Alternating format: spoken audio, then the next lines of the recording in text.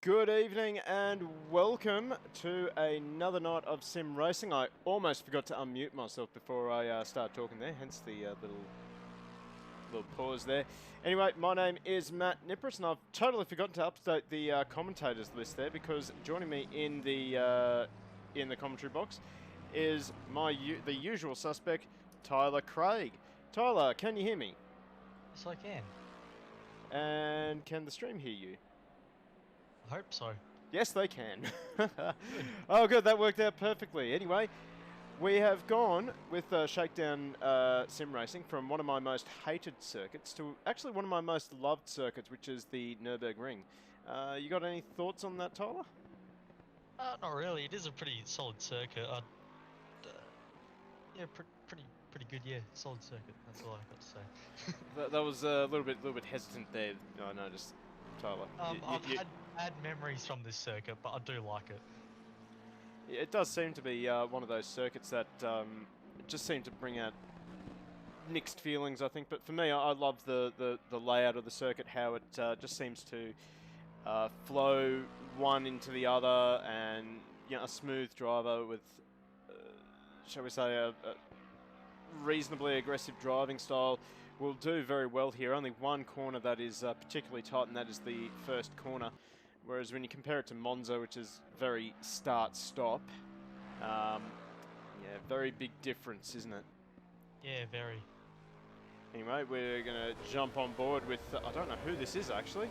We're on board with Nicholas Macbeth in the Who's That Girl Motorsport Lexus, as he's going to take us for a quick lap around the circuit. Well, we say quick, it's about 1 minute 57 seconds around this circuit. Maybe a little bit more here and there, depending on the driver, of course. But anyway, Nick has just taken us through that super tight first corner. Let me just turn down that a little bit. And now we're getting back onto the, shall we say, should we call this the more classic-ish Nurburgring? Because that turn 1, turn 2, turn 3, turn 4, that's a fairly new addition in comparison to the rest of the circuit, isn't it? It would be the newer bit of it, yes. Yep. And we're coming down to, I think, a fairly iconic part of the circuit, the carousel. Or one of the carousels, really, when you include the Nordschleife, but It isn't the proper carousel. no, but it's close enough. We've got the carousel. A carousel. It's probably my least favourite corners on the track, that hairpin. I can just never get it right. Yeah, it's got a bit of banking in there. You just got to use the banking to sort of rotate the car and just keep that mid-corner speed up as we just go through the Schumacher chicane there. A lot of different lines that we'll see through the Schumacher S, sorry, not chicane, Schumacher S. Please, chat, gentle with me. We see a few drivers, they'll monster the curbs, they'll stay off the curbs. Speaking of chicanes, we've got a proper chicane coming up, which is the, I forget which chicane this is. This is the endurance one, I'm pretty sure. It is. Yeah. So, well, use that sausage curb on the inside, run a little bit wide for Macbeth this lap, and then into the final corner, and he's just going to do a little bit of drifting there. Nicely held, Nick. Anyway, he's gonna abort that lap, but we're gonna join John Slow for the rest of that. Not a bad lap apart from that last few corners there. Yeah, it was pretty solid, I reckon.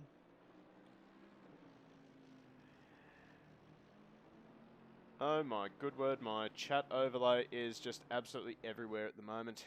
Oh boy. Let's put that one down there somewhere, and we'll just put you down there. That's recent events, that's good. Okay, let's see if that's a little bit better. And in fact, John actually bins it for us, so we'll quickly join Danny Fraser, still rocking the classic Aston. Oh, that's right, chat overlay doesn't work in ACC. Damn it. Okay, never mind. We'll just have to set up my mobile for this then. Stream manager, there we go. That'll work. Okay, now I can see chat-ish and sort of see the events, so yay. But good to see the classic classic Aston out there. S for smooth brain. Yep, thanks, Ruka. Thank you. Let's head to the track proper. Or not. Hang on. Give me 1 second, and there we go. So, 13 drivers in the server. We're expecting 15 for tonight. I think I'm seeing a few new names and a few familiar names as well. Siciliano in 7th there in the McLaren, and Makhillik in 8th there in the McLaren.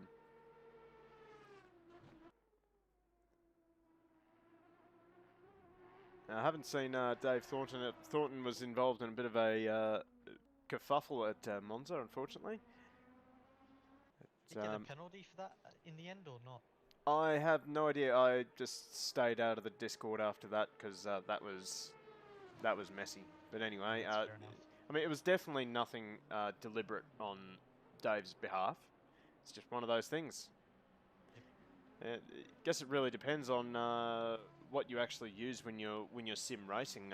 Like personally, I found a move to VR was very beneficial.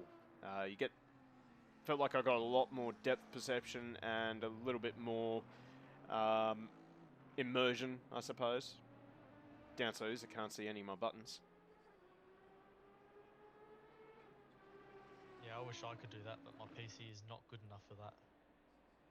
Apparently, I need to turn your mic up. Ah. Ruka, is that a little bit better? Hello. Whoa. Sorry. No, that's okay. That's okay. I'm growing up. How old are you actually, Tyler? 17. 17. Ah, you're only a young fella. Yeah. Good lord. Better but still quiet. Okay. Well, may as well turn myself deaf. We're going 200% on Tyler Craig's output. Wow, alright. You know what might also help? Maybe if I turn down some of the exterior engine noises. Put that down to 60. Hopefully that helps us out. That might be a little bit better. We'll just check all the levels on Streamlabs, sorry. Maybe give us a bit of a hello there, Tyler. Hello. Maybe not like that, but anyway. Glad you're having a good time already. I just have to say, Danny Fraser, he's done pretty well so far. He's up in the top 5, make that top 3. And actually not that far off of Nick Macbeth's time in a fairly old car. Someone do some quick research for me. When was the last time the DBR... What was it? I can do that. DB9. Yeah. What, raced? Yeah, when was it the last time it was actually used? Yeah. Well,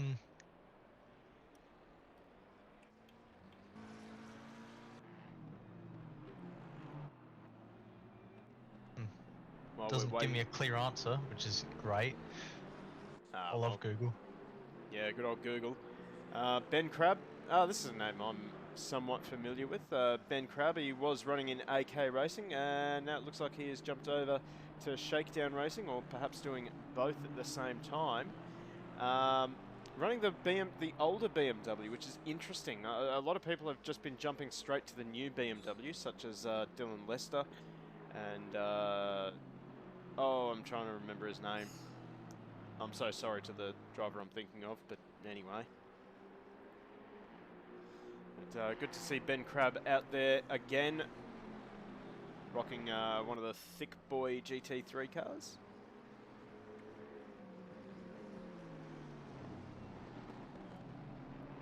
And in fact, we have 15 drivers in the server now, so this theoretically should be everyone that's going to turn up tonight. So, looking like a pretty strong field. I'm seeing a lot of names from the OOR Bathurst 12 hour, which was on Sunday night, or, well, actually Sunday. Names like Siciliano, Lester at the top at the moment. Actually, Dylan Lester, good time there at 57.105 as Ben Crabb almost bins it on us. And he manages to keep it alive and out of pit lane. Easy to do in that chicane as well. If you get those curves a little bit wrong or the setup isn't quite right, it destabilizes the car and you just end up in that super slow rotation of death. I think I've got an answer for you for the DB9. Apparently it was replaced in 2011 by the V12 Vantage.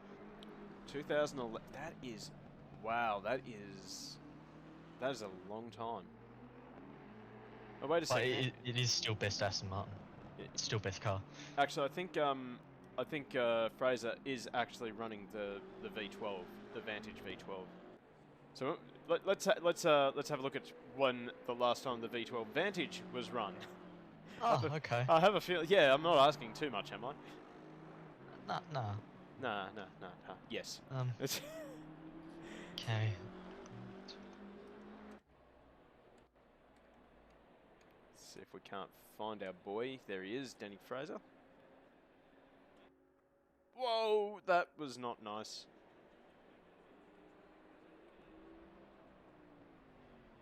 Wow. Okay, so movement speed was right up then for some reason. Still has not grown old, this look. It just looks fantastic.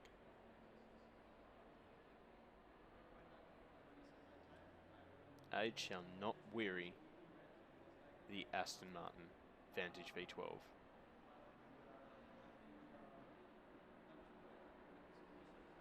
I think it says 2016 it was last raced. Yeah, that would make sense, actually. Put it side by side next to the newer Aston Martin. It's certainly the new Aston Martin is a lot more streamlined, and have a look at that nose, just droops right down. Whoa, hello, we're in daylight now. Green light, give it all you can. So we're into official practice now. That was unofficial practice, as we have some people heading out of pit lane. Aaron Muriel, that's a new name I haven't seen in Shakedown. He's running the OG GTR. Well, not really the OG. That's still the 2018 version. I'd love to see someone actually run the 2015 GTR just to see what it's like. I mean, it's not going to be me.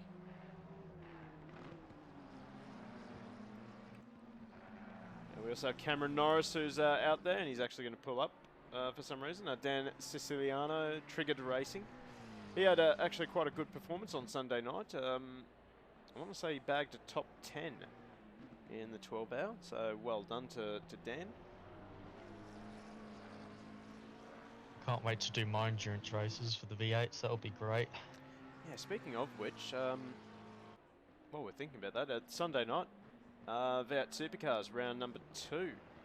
Yep. Where are you guys racing? I'll find it in a second. Sydney Motorsport Park. That's right, Sydney Motorsport Park. How are you feeling for that one? I like the track and I hate the track. It's one of those circuits, isn't it? It's a bit like the Nurburgring in a little way, isn't it? Yeah, I don't really like the second corner because it just keeps on going. You want to put the power down, but you can't because you know it folds back on itself, and then your life's ruined by the time you get out the corner. Life's ruined. It seems to be a lot of life-ruining moments for you around some of these tracks. Yeah, yeah, it's just some of those corners, and by some I mean most. Most tracks as well. Yeah. Yeah. Ah, well. Except Hidden Valley, that was alright. Yeah, that was actually quite a good performance from you at the Hidden Valley V8 round. So, yeah. Yeah, I actually found that the car stuck to the ground for me. It was like on rails instead of all over the place. Oh, Siciliano, very, very game with the entry space to turn number 1. Thought he was going to grab the grass there and just go straight on, and he's going to run very wide and he's going to abandon that lap. So that means we get to have a look at Aaron Muriel in this almost camouflage looking GTR. And you know something? I reckon... I totally forgot to do a screen share. Didn't last time, like, stuff the stream up? Oh yeah, it did too. Thank you. Yeah. Anyway, the the camo GTR. I'm going to call it the camo GTR. I like that though. Yeah, it looks good. It actually looks good. I prefer if the GTR was black and red, like the classic, you know, old Nismo. Black and red. Which Nissan was that? Oh, Oh, wait, the black, red, and R3 white, I think. Yeah, R390, wasn't it? That ran at Le Mans. yeah, something like that sounds right. Yeah, that was a nice livery. You can't go wrong with black and red. Nah, I mean, I think at the same time, if you ran blue, red, white, I mean that's the official Nissan colours. true, yeah. But the problem with the GTR and ACC, there's just no real liveries. Basically, everyone just goes with this livery that we're seeing right now, and just with different colours.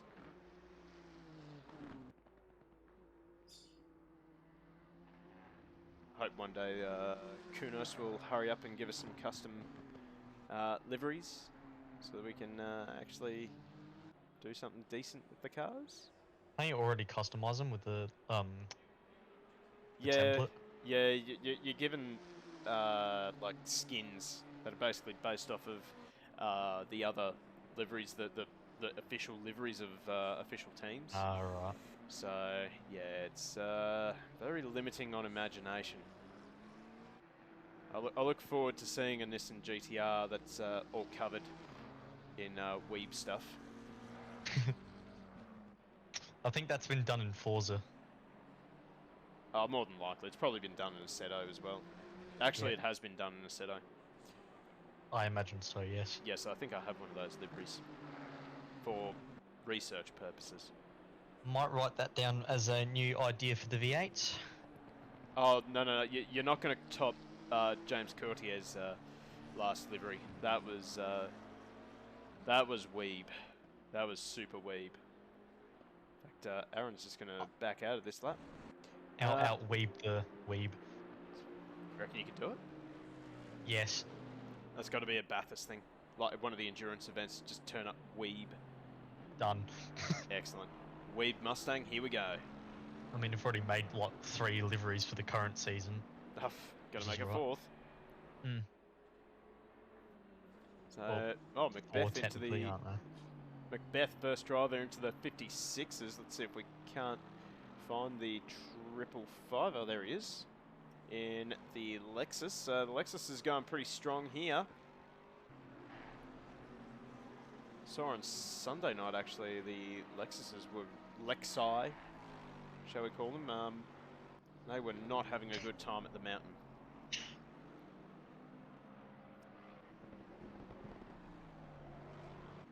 I'm surprised that there's no Lamborghinis as well tonight, Well, which is strange. yeah, that's it is strange not to see Lamborghinis. You know what's even stranger? Not seeing Audis. Oh yeah, I didn't even. Yeah, right. Yeah, that is really weird. Especially when you look at real life GT3 racing, it's just every man and their dog has an Audi. Pretty much, yeah. That's Yeah. basically the standard car that you want if you want to go fast. Unless you're me, who just generally picks a Porsche. Oh, Porsches. Porsches are cursed. I'm sorry, they I are. know They that, are. but Yeah. I just love the sound of them. Oh, they got a brilliant sound. I mean, we also see no Porsches in the server at the moment as well, which is also very interesting. Also only seeing one Merc out there too. So, but I mean, the Mercedes is not my favourite car, shall we say. I mean, you're gonna get a ton of understeer with it as well, considering it's front engine. I did one race. It was one of the Octane community events, and it was basically control car Mercedes, and it was the weirdest car I have ever driven on ACC. It understeered and oversteered at the same time. I didn't even think that was possible, but Mercedes have found a way. Interesting. Yeah, oh look, it's a totally weird car, and Sounds like it. In fact, it was the car that actually made me realise that I hated a car more than Porsche. Oh, all right. But anyway. Anyway, it is a Lexus on top at the moment, but I'll tell you what, Rusty Hall, he is, well, he is hauling in Macbeth. He's the second one, no, not quite the second one into the 56s. It's just shy of a 56 actually, 0.060 from Nicholas Macbeth. But he's certainly looking like the one to keep Macbeth honest tonight. I can't really discount James Matterford as soon as I find him. There he is. In a new livery by the looks of things.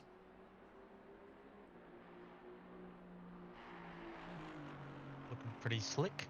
Yeah. I love in the window with that little LED board. It just says mad. I love that. There we go, mad.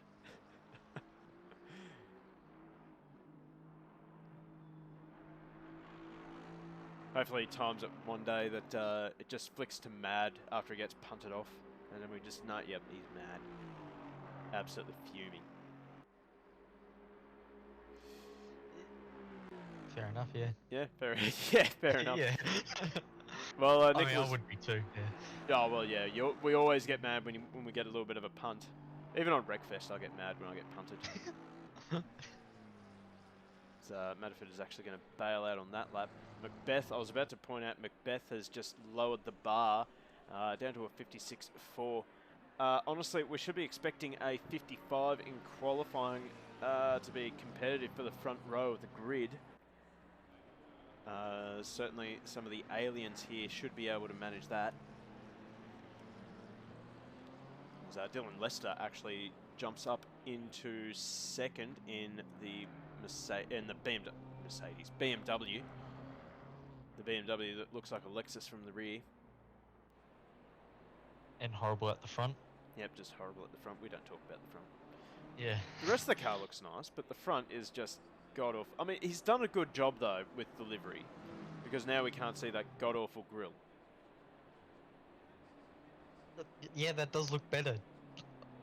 He's made it look good. Well done, Dill. Yeah. Wow. And he knows what he's doing as well, apparently. It's like how in 2009 the Renault had the massive front wing that just protruded from the bottom. They somehow blended it in and it looked okay. Which year was that? 09. 09. Oh, was that when they had to have the stupid little droop noses at the front? Nah, that was when like they had the bulbous nose, like it was really thick. I'll see if I can get a photo up actually. I have a feeling I know the one you're talking about, but yeah, I think they all had to have the little penis thing at the front, didn't they? That was 2014. Oh, okay. Yeah, there we go. I'll give it to you on Discord. Yep, please do. Oh yeah. And oh then yeah, they that was blocked actually. it with black. Yeah, that's actually quite nice. I agree. As Lester goes a little bit quicker, 56.717, gets himself a little bit closer to the back of Macbeth. Rusty Hall's also getting a little bit closer too, and in fact, he's gonna abort that lap. Kelter McCallig, I'm hoping I'm not butchering that name. Fresh name to Shakedown. Running in silver in the Aston, the new boy. Well, one of the new boys. No, actually no longer the new boy anymore. That's the BMW.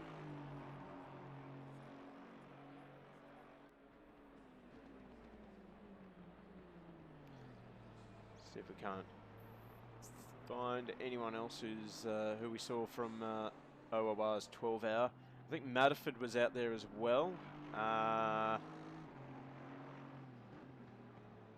can't really remember anyone else at the 12 hour on Sunday night. I'll tell you what, it was pretty decent racing on Sunday night.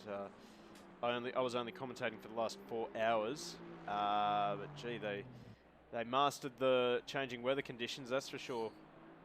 About hour and a half in, the rain started to come. Bucketed down for about half hour, and then went back to being dry. Not bad to throw the cat amongst the pigeons, so to speak. Just looking at the old BMW, and I just can't believe how they went from that to the M4 or whatever it is now. Let's see if I can track him down. I think he's in pit lane. He is in pit lane. Yeah. I just There he forgot is. how good BMWs could look. Yeah, I do have to agree. It's just, yeah, that front does look a lot nicer. I don't know how they. Classic BMW. Yep. It looks aggressive from the front. Mm. But at the same time, chill. Let's see if we can. I reckon if you change the lights a bit and slap an Aston Martin logo on there, you can kind of get, because the grille looks a bit the same in a way, especially with the older ones. Hang on. Thanks, Crab. That was good timing, actually. Good little comparison between the two BMWs. Actually, you know what? I'm just looking at the front of Dill's car, and just at the head, it looks like it's got eyebrows. That's hilarious. That's actually hilarious. Huh. Yeah. Hey, you I look just at got another idea for a livery. Thank you. put eyelashes on the car. Oh no, don't do that. Oh, you know the ones that some women put on the cars for like Christmas or something, or Easter. I don't know. Oh no, don't do it. Don't do it. You'll be banned forever. But am I wrong? Am I wrong? That looks like an eyebrow. Kind of does, yeah. Yeah. Maybe I'm going crazy. I've done too many streams lately. It does get to your head eventually, so. Oh yeah, doesn't it just? I mean, you know, the last 4 hours in the Octane booth, geez, the other commentators were a little bit loopy, especially Samwise and Thomas. They were there pretty well the entire day, but oh god, they'd gone loopy by the time I got in there. It was terrifying. But they made it, amazingly. At least it wasn't 24 hours. Oh, could you imagine that? 24 I'd be going hours insane. race. Oh, even just racing. I can't believe people actually do the 24-hour sim races, to be honest. But yeah, apparently the 24 of Daytona on iRacing, I think somebody did it on their own, the whole 24 hour. That I saw. wow, that's crazy. That's crazy talk right there. Yeah. Like, why would you put yourself through such pain Oh yeah, on a especially. track like the Daytona road course? Why would you buy iRacing? Jeez. I mean, it's better for consistent racing. Yeah. If you want to just hop on and then It's a hit the joke. wall. It's all a joke. I'm not bashing your favourite sim. It's just a joke. Everyone relax. Actually, I was on iRacing the other day and they had the Monza Oval on with the Indy cars on, the DW12 or whatever. Oh, You nice. couldn't even get through the first corner without half the pack going into each other. Like on the replay, I think I saw like 10 plus cars rolling. You can't even go too wide. Like, it's just stupid. The track's bumpy as hell. That sounds like standard sim racing though, doesn't it? As nice, just backs out of that one, and we continue to watch Jared Matterford. He's got within a second of Nicholas Macbeth's time, so yeah, not a bad showing from Jared. Runs a little bit wide there. That's one of the risks there. There's not a lot of space between the AstroTurf and the gravel in a lot of parts of the circuit, so you've got to be picture perfect if you're trying to use every inch of the circuit.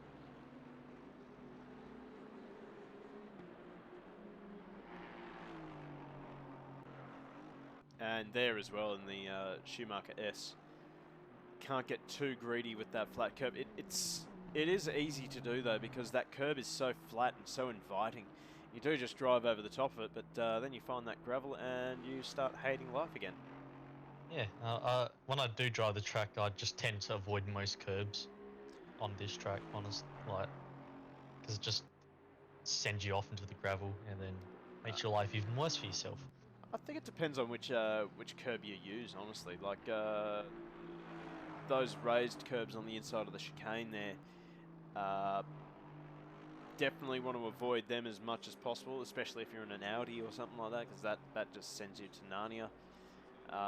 But I find that the majority of curbs here, you can use them, but so potentially turn 2, turn 3, turn 4, you can use the curbs there. Then the Schumacher S, yes, you can use them, but you can't get too greedy on the right-hander, or even the left-hander for that matter, as Matterford's just doing a little bit of an expression session, and he's going to bail out of it. See if we can find someone we haven't really focused on. Gundi Hahn. This is another new name by the looks of things. I haven't seen him at all in Shakedown. So good to see a couple of new faces, or names at least, in the server. And currently Gundi is sitting in 13th position, about 2 seconds off the pace. That battle at the back of the pack is going to be fairly interesting to keep an eye on as well. It looks like there's going to be a few battles throughout the field, like 8th, 9th and 10th. They're all within a 10th of each other. Oh, you could probably extend that to 6th, really, because they're 1.3, 1.3, 1.5, 1.5, 1.5, 1.7, 1.9. It's the midfield is going to be very, very tight this evening, and that's going to be fun. How long is the race again for tonight? Well, let's have a quick look at that. So the schedule we have tonight, we go into 10 minutes of qualifying, then we have 2 30-minute races tonight with a 5-minute qualifying session in between. And I believe it will be a reverse grid race number 2, maybe top 10, top 8. I'm sure someone in chat is from the Shakedown world, and they can just let me know what the go is with the second race in these sprint formats. As the checkered flag does come out, Nicholas Macbeth, the top dog at the moment. But can he keep this form up heading into qualifying?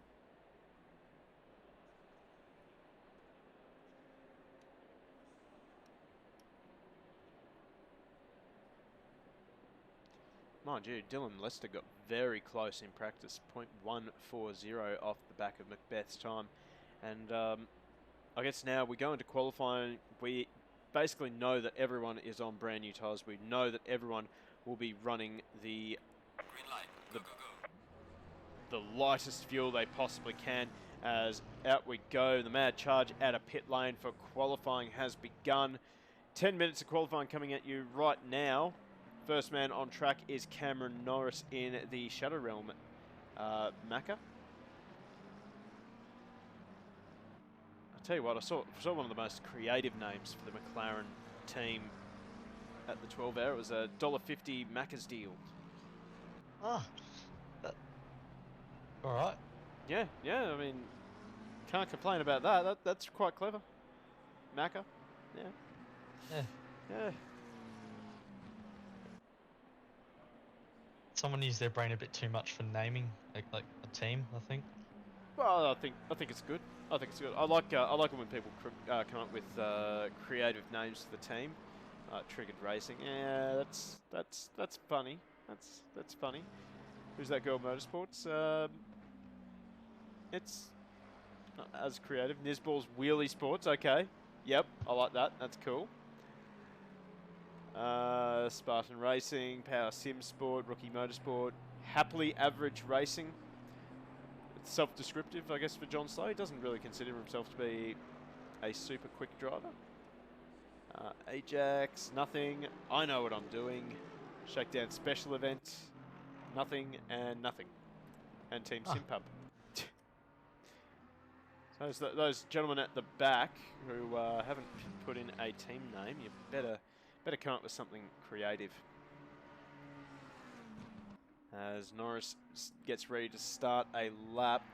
Track temperature very cold, 21 degrees Celsius, and track condition also just fast, not optimum, which is interesting. So what do you think the strategy is going to be in qualifying tonight? Because obviously the first lap is never going to be your quickest lap. I reckon, yeah, just go for a lap at the start, try and go as fast as you can, and then once your tyres are warmed up, maybe 2 or 3 laps in, then start going for it, or even just wait behind somebody just to get that extra toe. So we're right on board for Cameron Norris as he gets set to start the first, well, set the first flying lap in tonight's qualifying session. It's had a bit of a shaky start through turn 2, so I would suggest that the rear tyres have not quite come up to temperature yet for Cam. Just starting to see a little bit more stability come in for the 666 McLaren as he makes his way down to the carousel.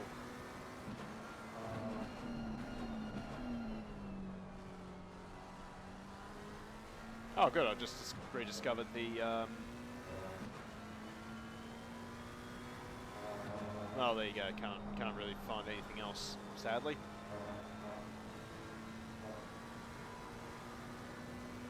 I knew it was one of the buttons in the center of my keyboard, but anyway. Nice and aggressive over the curbs. Uses all the space. I don't think you really need to use all the space coming out of that left-hander, personally. Not really, you just need to get good traction out the corner and you should be alright. Indeed. Now up to the final chicane. This really tests a driver's mettle, but Cam has he's done a pretty good job with that one this time round. Yeah, that should set a good banker, I reckon. That's not a bad lap, I think. It'd be a 56.8 for Cameron Norris, so there's the benchmark for the rest of the field. Huddy, no, he doesn't set a time. I think he exceeded track limits. But Macbeth goes into second. Noble into third. Mobs fourth. Wait to see car 41. That is Huddy. So he gets up into fourth. He displaces Mobs. Next car across the line is the number 8. And he goes up to fourth, displacing Huddy and Mobs. That was Madiford. John Slow then immediately displaces Madiford. Next car across the line will be Aaron Muriel in the camo GTR. Barely see it, but it's there, promise. See, across the line, 7th. Not going to be happy with that. Keep going. 727 across the line. That is Rusty Hall.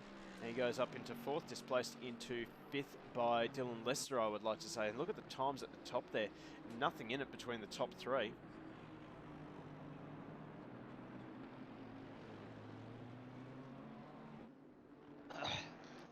Just before you maybe put me on a spot, is there a chance that you want me to do a flying lap with somebody and go through the horrors of this track?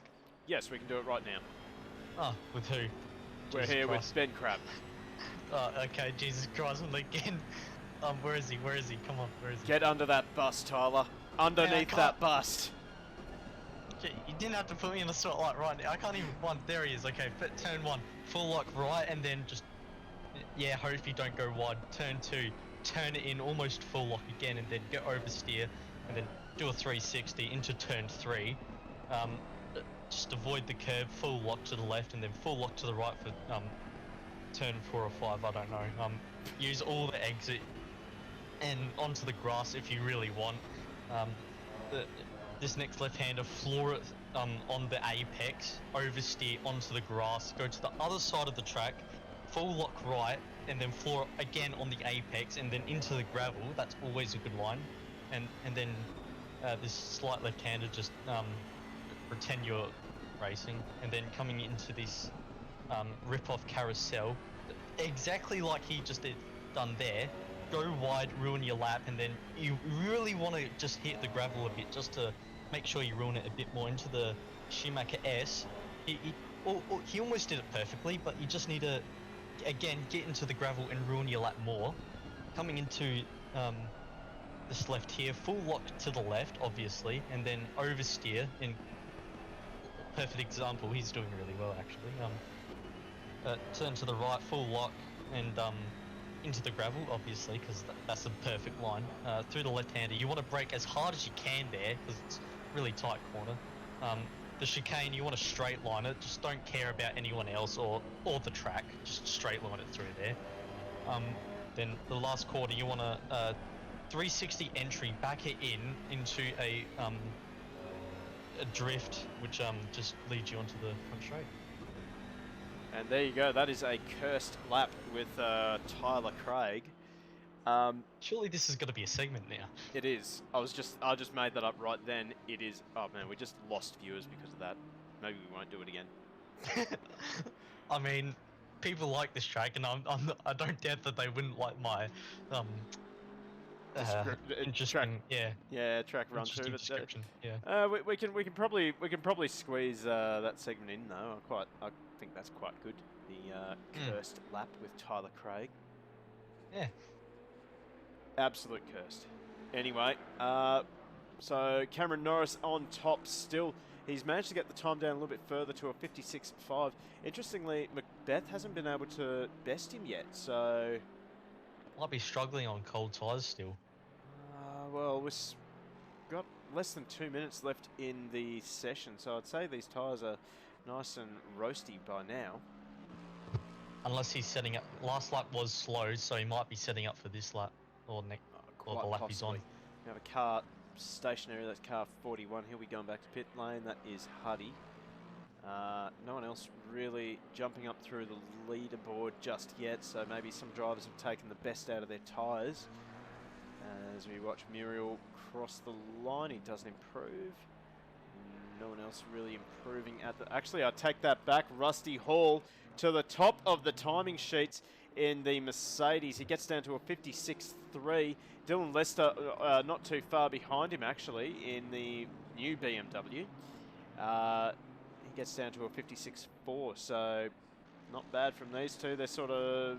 Well, I'd say that Hall is giving Lester a bit of a tow around the circuit, as they probably timed that to perfection.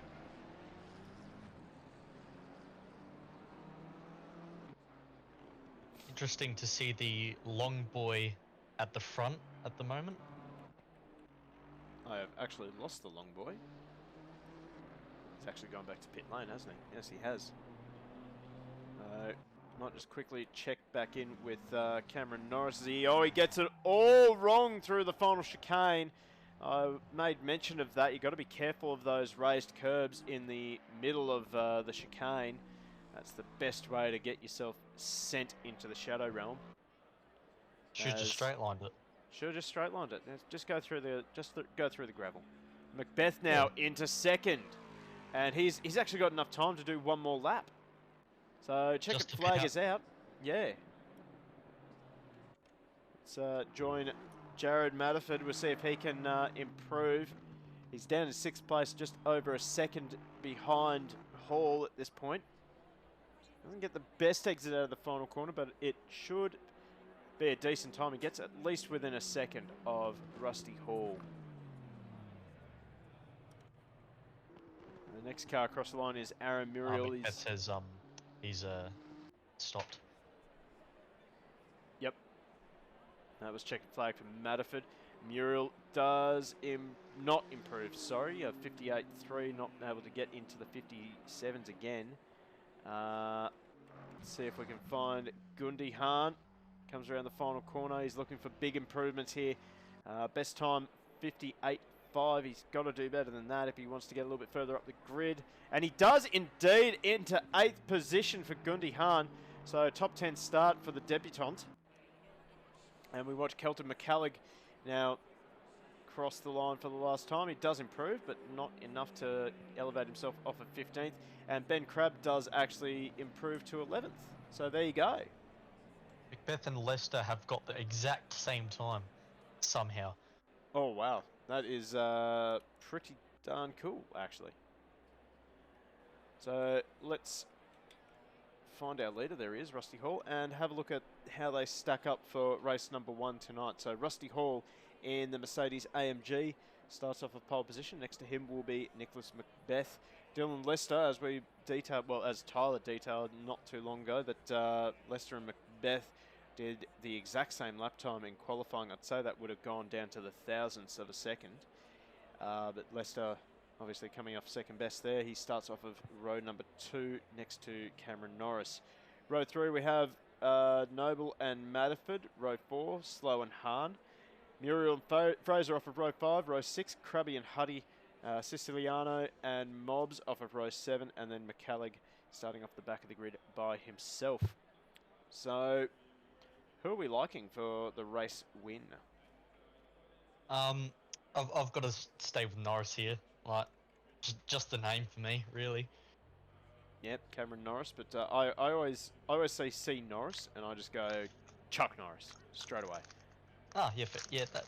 I actually don't really have that come to mind. I just think Lando Norris. Well, I mean, it's mostly the C. Fair enough. Yeah, I just see Chuck Norris. That's all I see. Bullermaster, clean turn 1. Good question.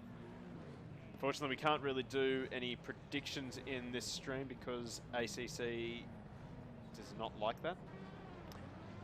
So I'm more thinking, are we going to get a turn 1 where people don't go over the white line on the outside? No, that's just going to happen. Yeah, but like, imagine perfect turn 1, no one's wide, just beauty. That would be Just really imagine. nice. I'm imagining it right now, and it is beautiful. I can't imagine it. I've never seen a race like that before. It could happen. It could happen tonight. Never know. So, track conditions, 21 degrees air temperature, 21 degrees track temperature, and the track is fast. Not optimum, but fast. So, theoretically, we should have seen a 55 in that qualifying session. Just, unfortunately, the track evolution, not quite there for these guys.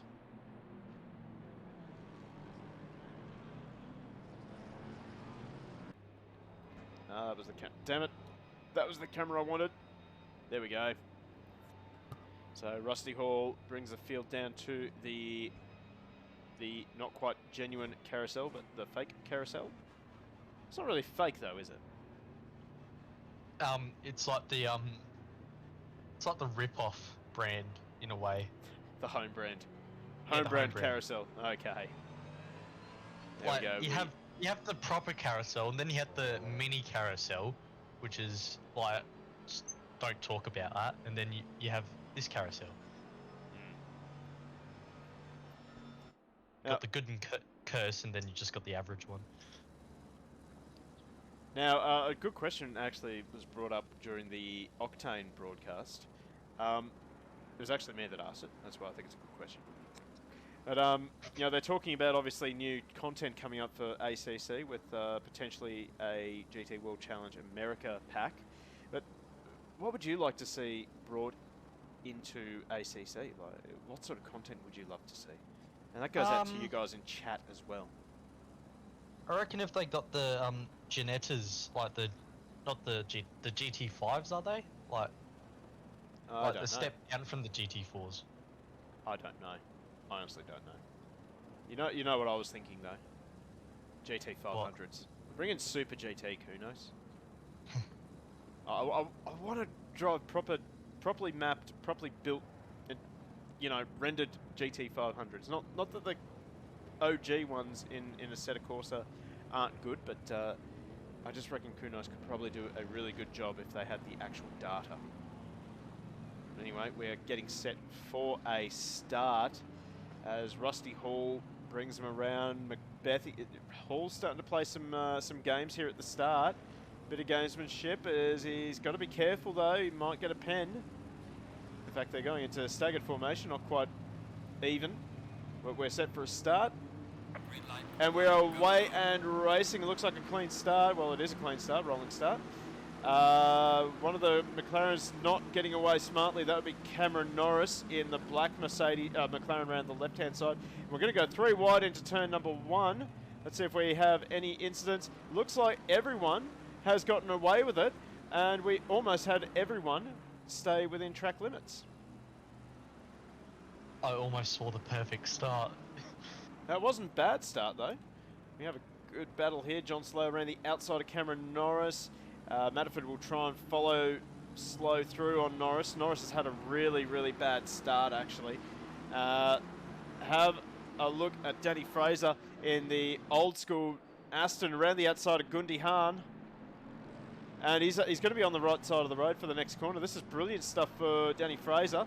And it gives him space on the exit too, which is good to see. But we'll see if the old Aston has got the legs down the straight. It does indeed, actually. It's quite quick. I mean, it is a V12, you'd think that.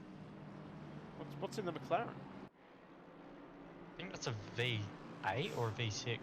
Oh, this is getting too tight. Fraser trying to sneak up the inside of Matterford. I could just tell he was thinking about a bump draft on Matterford going up the hill. But he thought better of it. Here we go, speaking of older cars, the M6 of Ben Crabb. He's all over the back of Hahn. Muriel's also had a really bad start in the Nissan. He's dropped down the order and is now vulnerable to Siciliano, who had a bad qualifying. I was expecting a little bit more from Siciliano.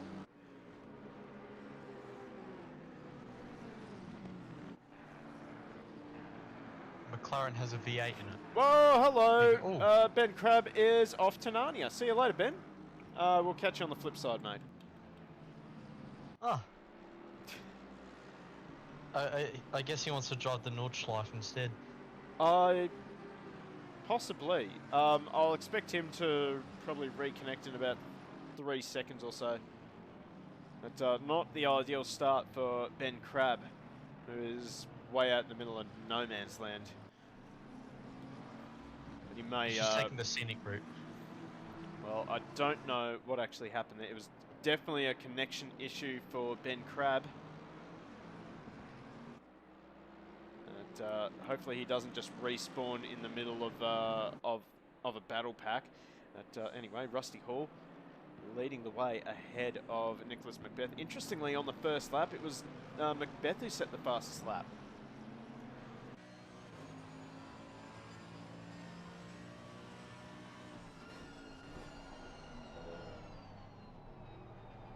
They tip it through the home brand carousel. Fire it up the hill. Macbeth pretty close to the Mercedes up the hill. They tip it through the Schumacher S. In fact, Macbeth tucked in under the rear wing of the Merc. He thought about it, but Hall just closing off that opportunity for Macbeth to slide up the inside. And I think Ben Crabb is back in the Server. Can you see him on track? Nah, he's not yet. He's gone. Okay. Tell you what, Leicester is looking pretty racy behind Macbeth as Macbeth not quite tidy through that final chicane. Try and find a close battle. We've still got a battle here between, for the final spot in the top 10, the Camo Nissan. Still holding off Siciliano, Huddy and Mobs. They're just starting to leave McCallig behind in the 140 Aston. I'll tell you what, the Nissan's biggest strength is its straight line advantage. You see him just gap Siciliano down that front straight. But it's getting the big boy to rotate and just stay stable. That's the hard part.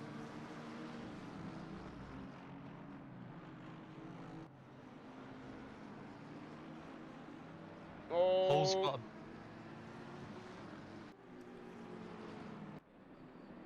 Hall looks like he's gapped Macbeth and Leicester at the moment. Looks like he's just gonna pull away. For now. still early days in this race, and I think I reckon Macbeth has a lot more to a lot more left in that Lexus. But never mind. You never know. I could be wrong. We do know that one of the weak points of that Lexus is its tyre wear.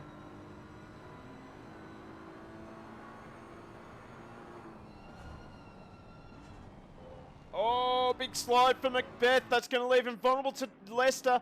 Leicester just parks that BMW up the inside of the Lexus. They're going to be side by side as they come onto the front straight. It's going to be the back straight. You know what I meant. They bang door handles together as they head up the back straight, heading up towards the chicane, and just that straight line speed of the Lexus. Leicester unable to do anything to combat that. they did have the other chicane. He probably could have outbroken him, but because it's the endurance, can't really do much. He was on the wrong side of the circuit as well, so he couldn't really fight that one. That's a corner you do not want to go too wide through. Maybe on the last lap, but definitely not with 23 minutes left in a race. I'd give it a go. Yeah, that's fair. In the words of Senna, if you no longer go for a gap that exists, you're no longer a racing driver. I think that comment is actually taken out of context and maybe even misconstrued a lot. Someone in chat back me up when I say that. I follow that. That's my religion. Does that explain Hidden Valley? Not really, no. I mean, for turn 1, maybe, yeah. Apart from that, no. Gundy Hahn's starting to come back on Danny Fraser, but Aston, the older Aston, is starting to fade a little bit, actually. I think it's just warming up. Nothing's wrong with it. It never fades. Oh, geez, this McLaren is actually quite stable going through the Schumacher S. Didn't really have to lift off at all. He's starting to come under pressure from Muriel in the camo Nissan. Just went a bit wide there, I reckon. Yeah, he just outbraked himself going into that left-hander. And that might let Huddy close in on the back of him, but that McLaren is very wide and it is bigger than the Nissan. So it's hard to tuck in, but the Nissan gets a little bit squirrely over the bumps in the final chicane. But Muriel just covers the line, not giving a chance to Huddy. I didn't think it was going to pull up for a second.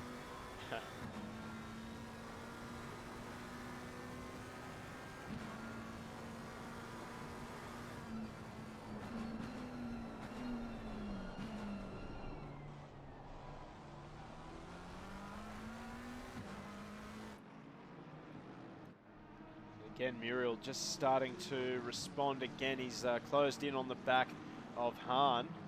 So we're going to see this battle probably ebb and flow. And I think Fraser just got the third corner wrong.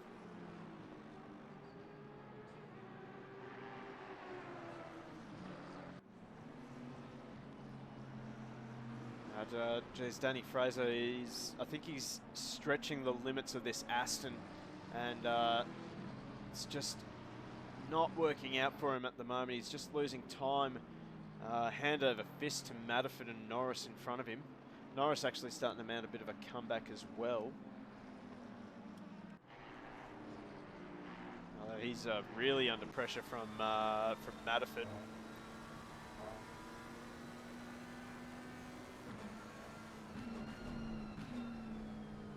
They tip it in.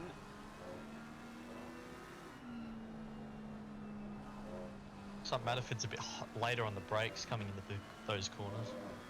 I have to say that the Aston is really, really comfortable on the brakes. It just stays so stable.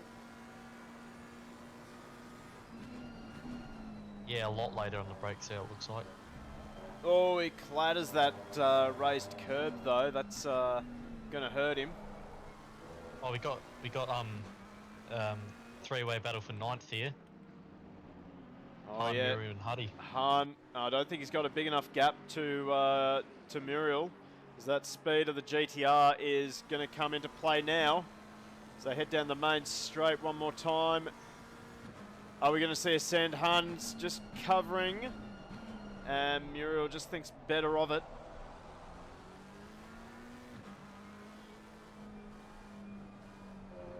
It's almost a bit of a McLaren show down the back here.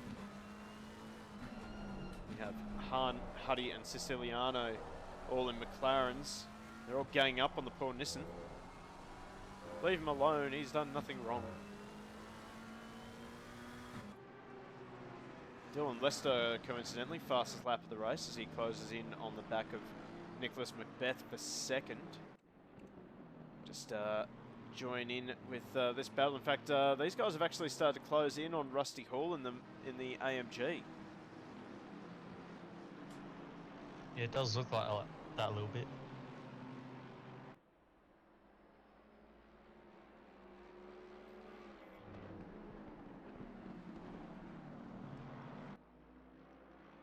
Well, the gap was over 1 second, but Macbeth has managed to close it in. We're right on board with Macbeth, so maybe the pressures were a little bit slow to come up, or maybe Hall has gone a little bit too high with the pressures. Now, it is possible to gain a bit of an advantage by running higher pressures, but you just got to manage the tyres a little bit better than if you started at lower pressures. Of course, if you go too low, then the tyres never come on. But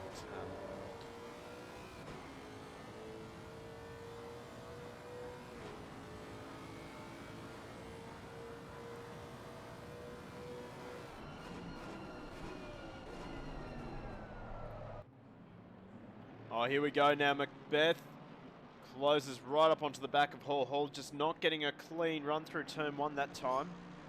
And I think the torque of the AMG is just saving Hall here a little bit. Oh, big slide for Hall though. Maybe the rear tyres are starting to just cook a little bit.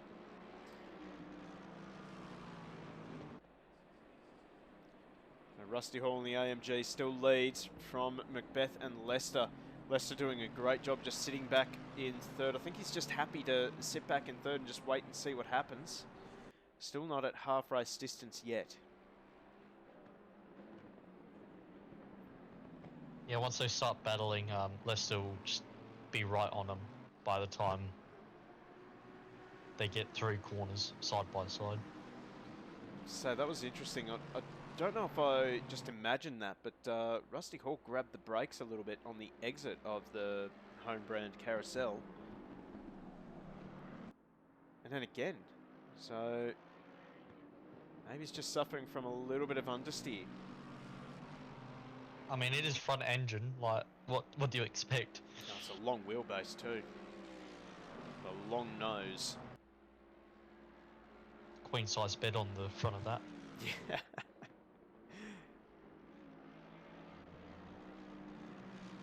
Leicester just starting to drop away here. Oh, we have an incident at the back. That's Siciliano, who's turned around. That's on the exit of that downhill right-hander before the final chicane. So Siciliano rejoins the race now. He's got a bit of damage on the front of that car. Now we might just quickly jump into a replay and find out what actually happened to the 818. Yeah, I think I saw a few tyre marks coming out that corner. Unless that's he's the right fault. he's right on back of Paul Huddy here. We're going to helicopter view for this. He's got a good run, sends it up the inside of Huddy. Fairly standard stuff. Runs Huddy a little bit wide. Huddy will fire back into this downhill left-hander. Oh, I don't think there was anything malicious. If we actually go back a few seconds, we'll see that Huddy sort of ended up on this curb here, so we will just jump on board with him. Okay. And you'll just see he grabs the curb on the inside. He's trying to give room to Siciliano, and just that curb just bumps him out wide. So I don't think anything malicious there. My opinion, racing incident. Yeah. And Mad Crab in the chat, that would be Ben Crab. GG Internet. Yeah, dreaded disconnect.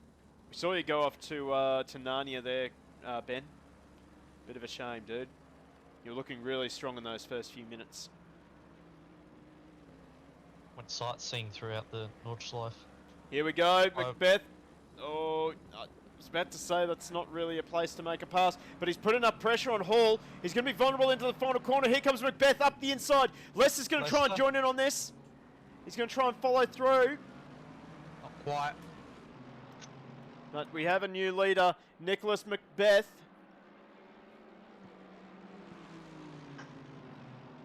Ben, no, you just sort of kept turning left. at the final chicane. Oh no! Contact!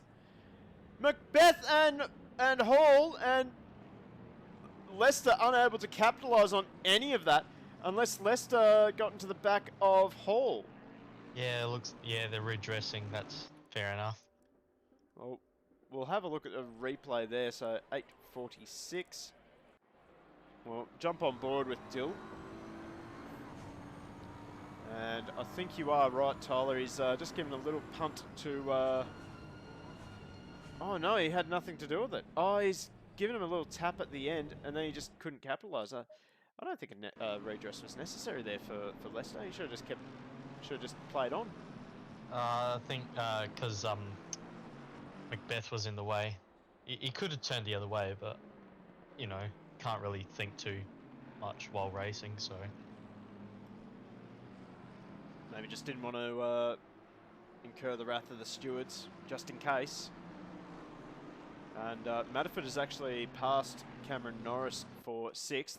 Oh, we have a little bit of a change here. We got Han, Muriel, where's Danny Fraser? He's way down. So Dan Fraser starting to fade in the Aston, in the Vantage, V12 Vantage. Oh, he goes what? He's on the Oh, he's off! He's off! Oh, no, he collects Huddy! Huddy, come on, keep it together, son. 360. And Huddy, again, for the second time this race, gets turned around and he manages to refire and keep going. Danny Fraser refires as well, but he now comes under attack from McCallig. McCallig gets the move done. Oh, little love tap there. And Siciliano, the big winner out of all that.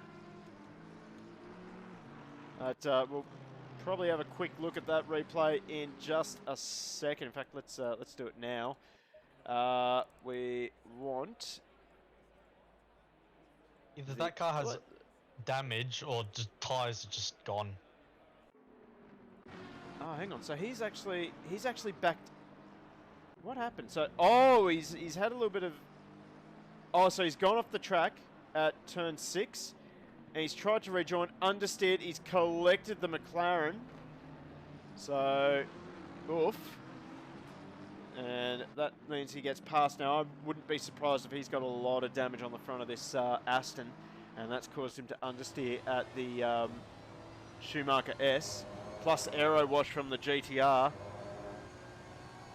Oh, he's just, Yeah, I think he's understeer off the track.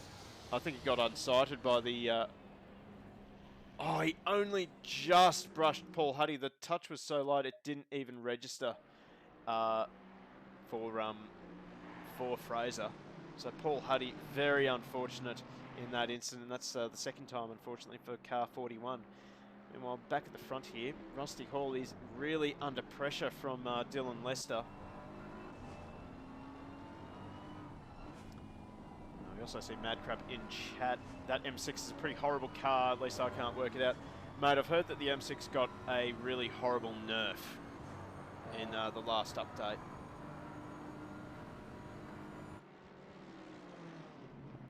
Maybe you should have gone with the new BMW. Or a Porsche. So we're going to be banning Tyler Craig from the rest of the stream. What's so bad about Porsches? They're a cursed Volkswagen, mate. That's all they are. Volkswagen Beetle. All right, how about we get a Volkswagen GTI and just make it a GT3, and then race it.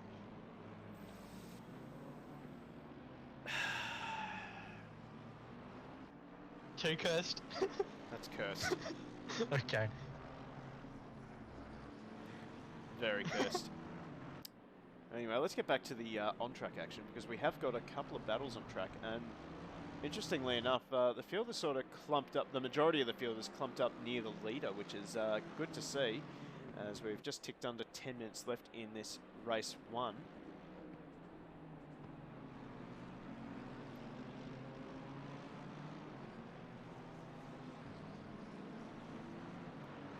Also got a decent battle for 8th place. That's Han, Muriel, and Mobs. Yeah, they've been at it for most of the race, I reckon. John Slow having a pretty strong drive, but I'll tell you what, man on the move is Jared Matterford. He is flying. He is caught right up onto the back of John Slow. And just gets a little bit of understeer through the Schumacher S. He's left Cam Norris behind him. But I reckon Matterford could get into the top 5 and maybe even squeak 4th as well.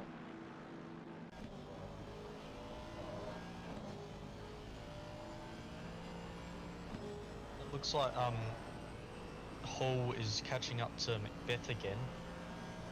Looks like they've closed the gap a little bit.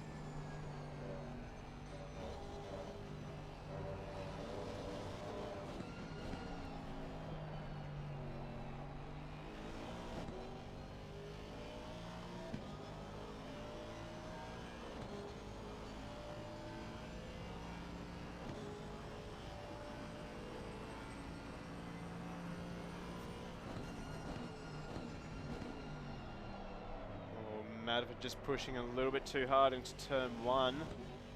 As Naptic always says, have faith in your pace. Don't try to get cheeky and squeeze an extra metre in your braking. Doesn't happen.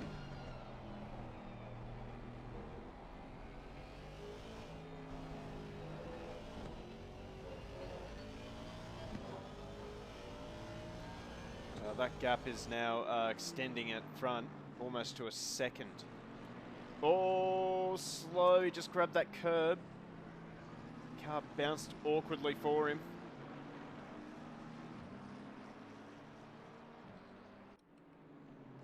Oh gee, the gap has come down. I'd say Macbeth has made a mistake. Somewhere between turn 3 and the carousel.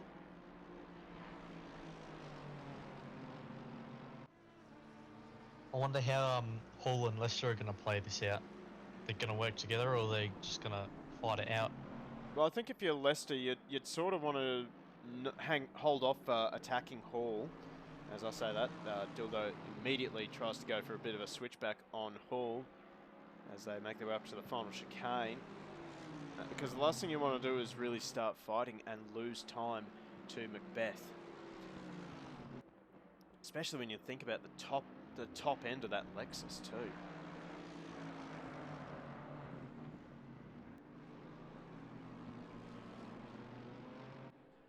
They tick off another lap. Macbeth, your leader. 7/10, sorry, the gap between Hall and Macbeth. Oh, Huddy's off again. Who? Huddy. Oh, Huddy, oh no. He's not having a good race.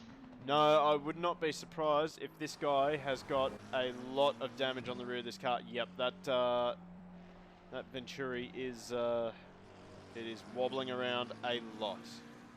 And wouldn't be surprised if there's a lot of damage on the front of the McLaren as well. So this car would be extremely difficult to drive. Just not Huddy's race at the moment. But unfortunately, that is racing.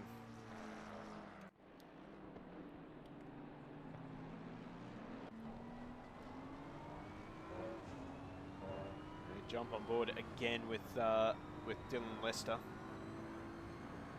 I think he's following my advice at the moment. He's just holding station behind Hall. Doesn't want to get too involved in this battle.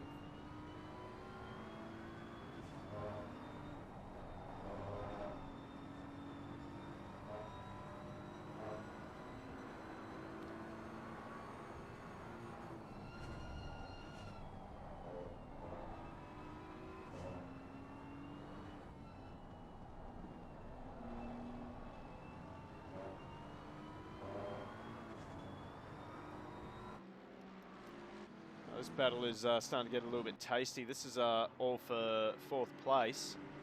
Slow, just staying within a second of Rob Noble. But Cam Norris has had a bit of a second win. He's coming back at Matterford. Yeah, Matterford seems to be getting on the rear end of Slow, but Slow just seems to have more top end on the straights, it looks like. Well, the Aston's not real strong in a straight line. We'll see that be evident here. Even in the slipstream, he's not gaining anything. In fact, Slow pulling away a little bit. Oh, he's gonna Matterford, he's trying it anyway. Right. Slow Oh, just... Go on. I was saying it might have opened it up for him going into turn 2. Ooh. This guy's got to play it smart.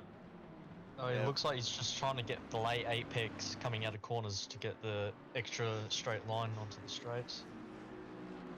Taking Well, a wider entry. Well, I'll be Sorry. honest. I haven't driven the Aston since the latest update. But the last time I drove the Aston, it was an absolute dog down low in the rev range. You had to focus on keeping the mid corner speed up, so that you didn't lose as much on corner exit. So for Jared, it's going to be a tough ask for him to get around this Bentley because he just doesn't have the acceleration or the top end of the Bentley. Oh, runs wide, slide! Whoa! Oh! Somebody clipped that. That was save of the night already. Boy, oh boy. We've still got another race after this, by the way, folks. And gee, the Shakedown races have been putting on a great show around the Nurburgring. The lead at the front still coming down. Hawley's just started to drop Leicester. So Macbeth spent half the race sitting behind the Mercedes of Hall. And now it's Hall's turn just to try and learn what he can about the Lexus. In fact, he's putting Macbeth under pressure enough to make Macbeth think about driving defensively. Although maybe Macbeth thinking about just backing Hall into Leicester. Here we go. Battle for the lead. Hall on Macbeth. Leicester just sitting back watching. We head down the hill one more time towards the stadium section.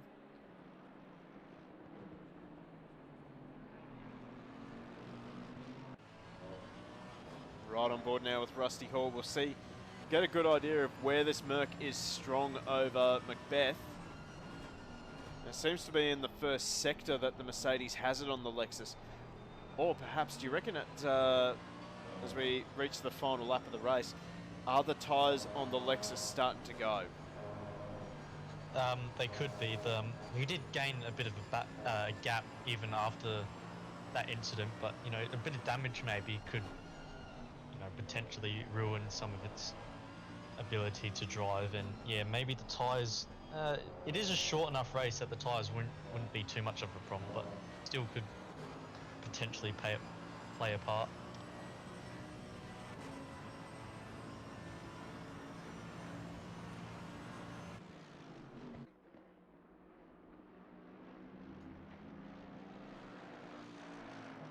We're getting up to the final lap now. This is it. Last chance for Rusty Hall and Dill Lester to... Oh no, Dill Lester has binned it out of the final chicane.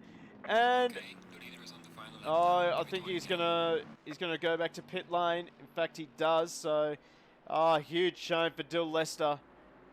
Oh, you should have kept into it, Dill. You would have been able to get We've got involved. a good battle for third here.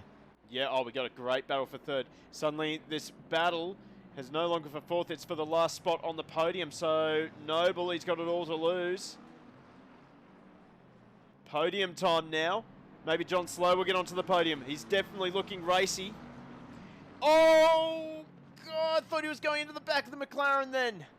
Very hard on the brakes there.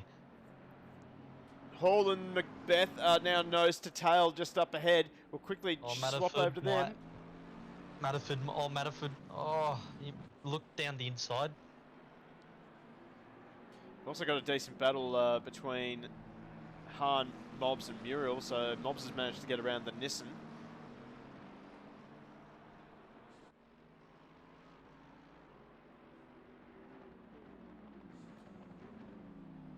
Now into the home brand carousel for these guys. Our leader's already through the Schumacher S. Norris has just started to fall off the back of these guys. The 666 just not quite there. No! Ooh. What's going on with Noble? He's not out of... maybe. He's out of fuel! Rob Noble, no way! Oh, yeah. Chris Nipris must have done his fuel strategy. Oh, Or maybe I did his fuel strategy, you never know. But Nick Macbeth, he's done a great job fighting back after a slow start.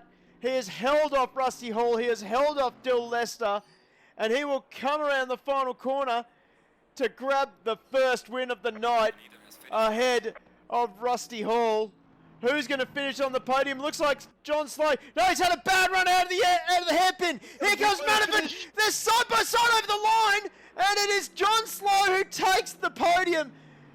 Less than a tenth between Slow and Manafort. Oh, exciting stuff at the end of that race. Gundy Hahn's going to come home in 6th.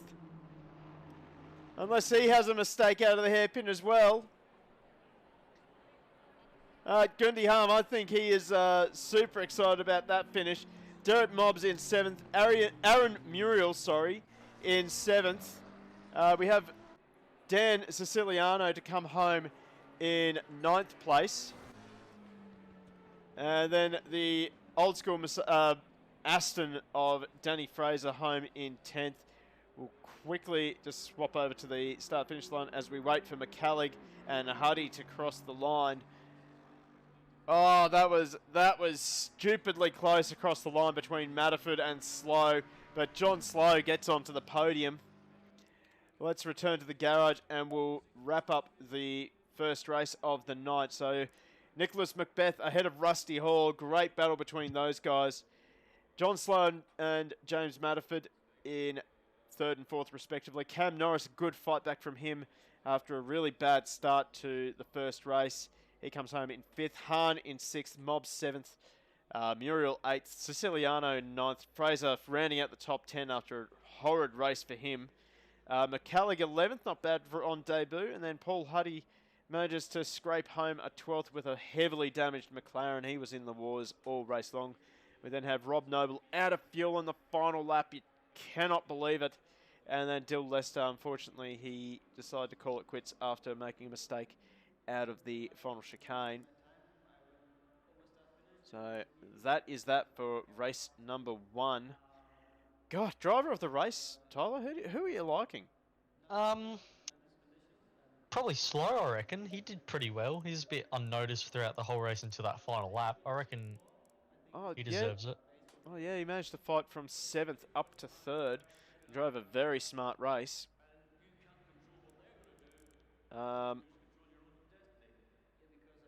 Just looking up and down. I think Matterford deserves some sort of recognition. Like he was down there with Slow at the start of the race, and he almost got onto the podium, but it was a really good fight from him because he was well down on Slow and Noble. I'll throw it out to you guys in chat.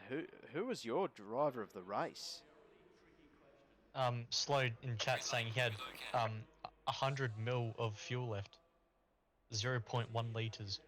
Oh, you cannot write that, can you? Anyway, into qualifying we go, 5-minute session. I'm going to assume that one driver will be going out on track, and that is Danny Fraser, so it is a reverse top 10. So all Danny needs to do in this session is go out, set a single lap. He's going to light it up and give us a good show. So that means we're going to see Macbeth and Hall fighting through the field. And not to mention Dill Lester as well.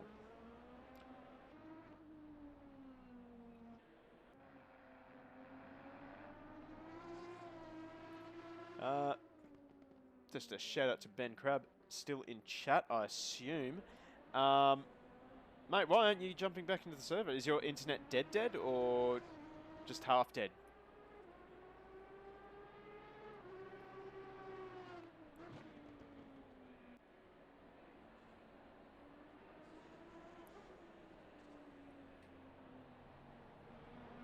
Backed out. While we're waiting, we should... Unstable, he says. Just unstable, that's all? Okay. But, gets set for race number 2. What should we be expecting from the second race, do you reckon? I mean, if it's a reverse top 10, I reckon the top 3, or not, yeah, the guys that were running in the top, they should. I reckon they'll get a bit mixed with the midfield and not really make it up in time for the end, I reckon.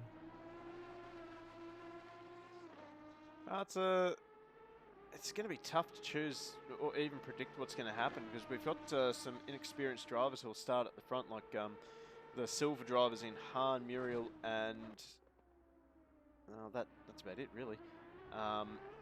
Oh, Danny, you got to make the lap. You got to complete the lap without getting a track cut, mate. You can't just. Oh, he's in party mode at the moment.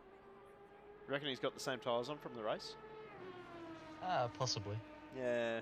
May as well cook the tyres, eh? Yeah, why not? Oh no, Danny, please don't bin it on the lap that you're supposed to set a time. Because I know how this works. So basically, Danny's supposed to go out and set a time. That will set him in the system as P1. And then basically they'll just do a manual readjustment of the grid when they go on the formation lap. So very similar to what Octane actually did.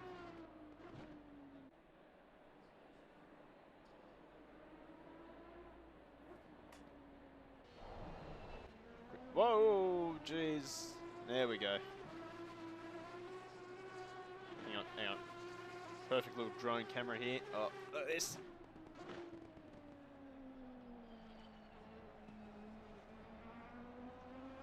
He's not going to light up. I think he's listening to the stream. He's just like, oh, okay, Matt. I'll let you.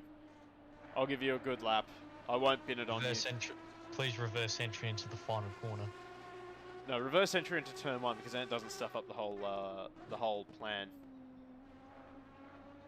I want it all on the line. Reverse entry, last corner. Go big or go home. Yeah. Oh dear. Oh dear. I wouldn't be a good driving coach, I don't think. No, I don't think you would either. And That'd be an amazing one.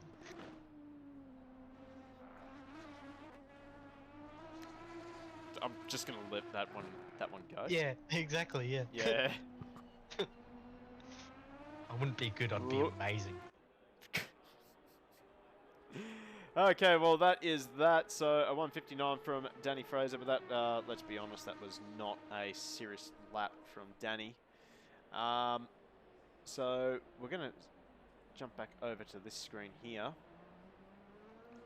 as we continue to watch Danny have his little expression session in the old school Aston. Here we go. Step it out, son. Step it out. Go on, do it again. Whee. Reverse entry. Come on. Come on, mate. You can do it now. You set pole. I believe in you. 360 reverse entry. I believe in you. Yes. That'll do. Well, he's still going. Still having a go. And he's... All right. Yeah. So if we... Okay, we can't do that. So let's see if I can get this right. So Danny Fraser will start off pole position. Next to him will be Daniel Siciliano. Then we'll have Aaron Muriel. Sit. You right there? Just eating the mic? Yeah. Okay, good. Does it taste nice? Yeah, it tastes alright, yeah. Tastes nice? I'm Okay, just a bit hungry. Just a bit hungry. Thought so. Right. Not Noble. It was Mobs, who'll start off next to Muriel. Then Han will start off of row number 3. We'll then have... Oh, come on. Cam Norris. And James Madiford. John Slow. Come on, think. I'm trying to think of the finishing order. It was Rusty Hall and then Nicholas Macbeth. That would be the top 10. We'll then go back to McCallig and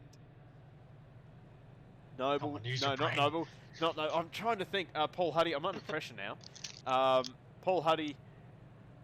It should be, in theory, Rob Noble and then Dill Lester. So Dill Lester starting from the back of the grid. It's going to be exciting. So Danny Fraser lights up the tyres. Oh, that was a decent little burnout there. Wow, that was pretty good. And just as predicted, it is the 818 of Siciliano who will line up behind him. You could have just waited to this moment to actually do the. I could have, but Well, I wanted to impress everyone with my memory, and I almost failed yeah, right. miserably. I'm impressed. Hey, it's Naptic! How we going, boys? Ah, pretty good, mate. What a surprise. I didn't even hear you come in. Did you even knock? No, I don't knock. Just force your way in? I like it. I have a key. Yeah, okay. Oh, that's right. I gave you a key. Damn it. Oh, what's been How's going the on, race? Naptic? I Oh. just caught the first race. I saw the I saw a bit of a Macbeth. Was it Macbeth? A bit of a rusty Hall finish. 1-2. Dylan Yep. was doing alright, but then he must have ran out of fuel. I'd say he binned it at the final chicane. I didn't actually look at that. I guess we can look at that a bit later in the stream. But it was an exciting battle all the way through. Macbeth, Hall, and Leicester were just nose to tail for much of that race. Even got a little bit too nose to tail at one point. Never smells good, does it? No. No, not indeed. Not at all indeed. But I think the drives of the race had to be from John Slow and... Come on, Matt. Think. Matterford, thank you. I was getting there. Whee. I was getting there. Excellent work. Well, I'm glad Tyler's here, because God, I would be lost without him. That man. Yep. But yeah, those two guys were separated by less than a tenth of a second as they crossed the line, with Slow almost running out of fuel. Yeah, I saw was there 0.1 of a litre in the chat. Was that Yeah. Yeah. Slow, wasn't it? Yeah. Well, that's just good calculation. That's good math. Yeah. Do you think That's Do you think 7 for Noble- metal. do you think 13. Noble would have been asking for tips on fuel? Yeah, I would. Yeah, I would too. Let's be honest. It was what, half a lap away from the finish when he ran out of fuel, wasn't he? Yeah, he got up past the Schumacher S and then out of fuel. Ba-bow. Anyway, we're getting set for a start to race number 2. Do you reckon we're going to have a clean turn 1? I mean, probably, considering how race 1 went. Well, yeah, it was a very clean race 1. Unless the top 3 finishers or the top 2 get a bit impatient with everyone. Well, let's find out the fun way as we get set for a start. Danny Fraser a little bit close to the middle of the circuit there. He's got to be careful. Might get a pen. Green light, go, go, go. We are away and racing, and it's a fairly good start. That old Aston has a really good acceleration, as does the GTR. So Muriel slides into second. Muriel going really tight into turn number 1. Oh no, Matterford! And Norris is around! Ooh. And Rob Noble has just decided to stop. He is not having any part of that. So, oh, jeez. We're so close to having a clean turn 1. If you picked 3 cars, you are a winner. Oh no, Gundy! Gundy's off. Just had a little bit of a hip and shoulder there from, I want to say that was Mobs. And he drops down behind McCallig. You just call him Gandhi? Gundy. Yeah, I said Gundy initially. I don't know why. That's his new name. It's close enough, isn't it? Anyway, Danny Is you- Fraser. He's had a great start. He's got a handy lead. No, he has almost binned it. Oh! He saved that! But he didn't save the lead of the race. He may even lose second. Muriel going a little bit too close to the gravel, and that allows Derek Mobbs up into second. So, God, instant commentator's curse. What a save, though. I reckon that has to be the new save of the night.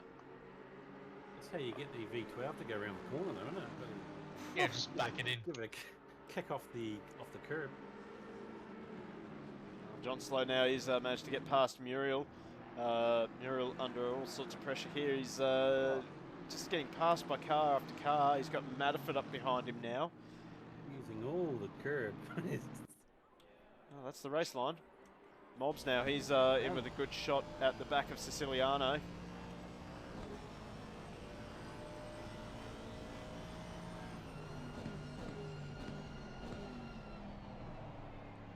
Tip it through turn 1 for the start of the second lap. Lesher and Huddy almost got together. Where is Huddy? Oh, there he is. Oh, Dill Lesser, he's had a decent start. He's still behind Rusty Hall, but they're going to be a little bit disappointed with this start because their main competitor, Macbeth, he's already up to 4th, so Macbeth has had an absolutely blinder of a start. I have to analyse that start and see exactly how Macbeth did that. Again, though, the Lexus just not looking as planted in the early stages of the race, but it seems to just get better as the race goes on.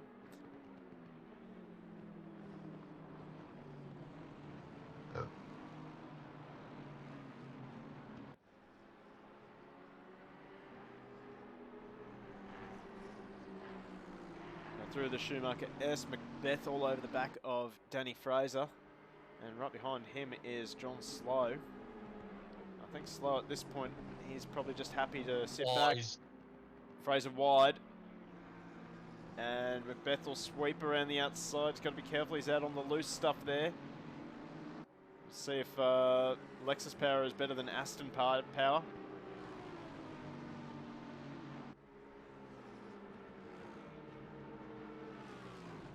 That is a glorious sound from that Aston. Oh! Just saves it, but now he's under attack from Slow. Slow had to mount the curb there to just avoid collision with Fraser. I thought Fraser already had his fun lap. Maybe he left the drift settings on. Yeah, possibly. It's happened. Fraser in very deep. He's pushing a little bit too hard now. He might be a little bit flustered after losing all those positions in the first 2 laps. Here comes Slow up the inside. Oh, Slow muscles his way through though. But he's going to be on the wrong side of the track for the next corner. But indeed, John Slow muscling, elbows out for John Slow actually going into turn number 3. Matterford on Muriel as well. Still side by side, but I think Muriel's just going to surrender the position and just file in behind Matterford. But he's got a problem in Rusty Hall and Dill Lester there, right behind him. Do you think these two will work together to get through the field? Dylan Hall, I would say so. They might have an argument as to who should be leading who, though.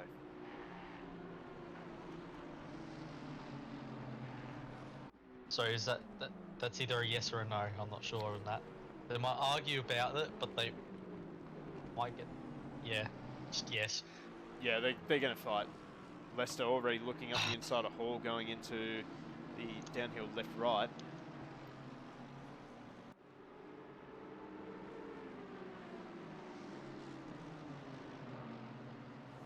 Meanwhile, at the front, Mobs hasn't really been able to make a massive impression on Siciliano for the race lead.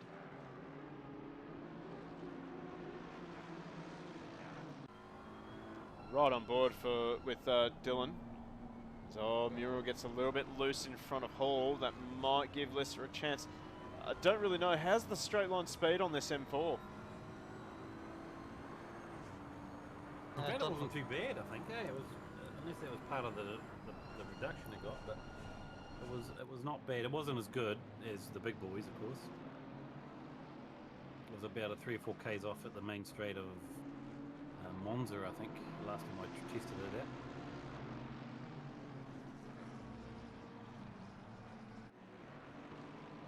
Definitely the Mercedes should be able to pull away. Now got a bit of family action with the two Astons. The grandfather versus the grandson. Or Papa. Yeah.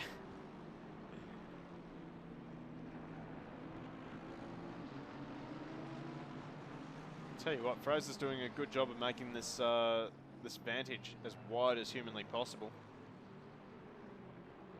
Similarly, Muriel doing a great job making this Nissan wider than it already is.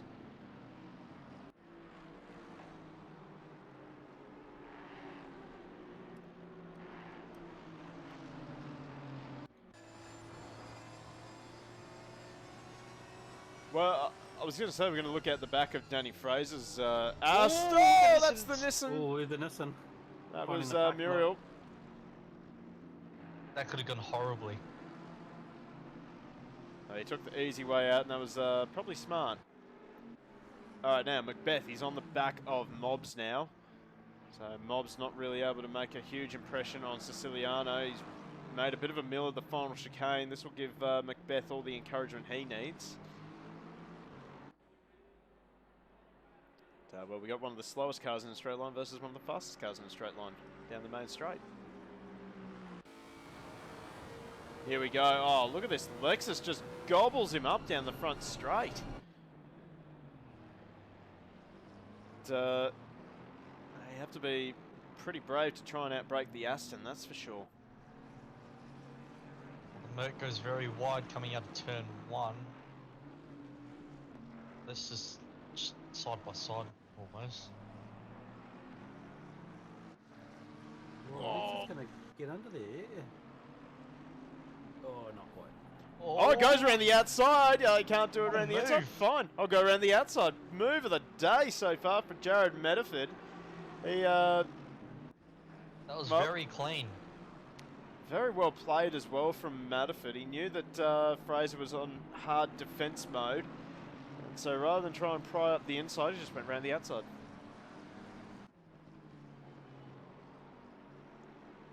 What's that old children's song? If I can't go over it, if I can't go around it, I'll go under it. Something like that. Yeah, something like that. It's spot on there, yeah. Absolute basics of racing. I'm pretty sure it's I can't go over, can't go under, I'll go through it or something. Oh, yeah. Maybe not a good idea. There's top gear races though, that's a... Ooh, that was uncomfortable. Yeah, they're getting a bit racy, those two. This is going to help. We squeeze, we tickle. Yeah, we a box of beer on the finished placings on those two.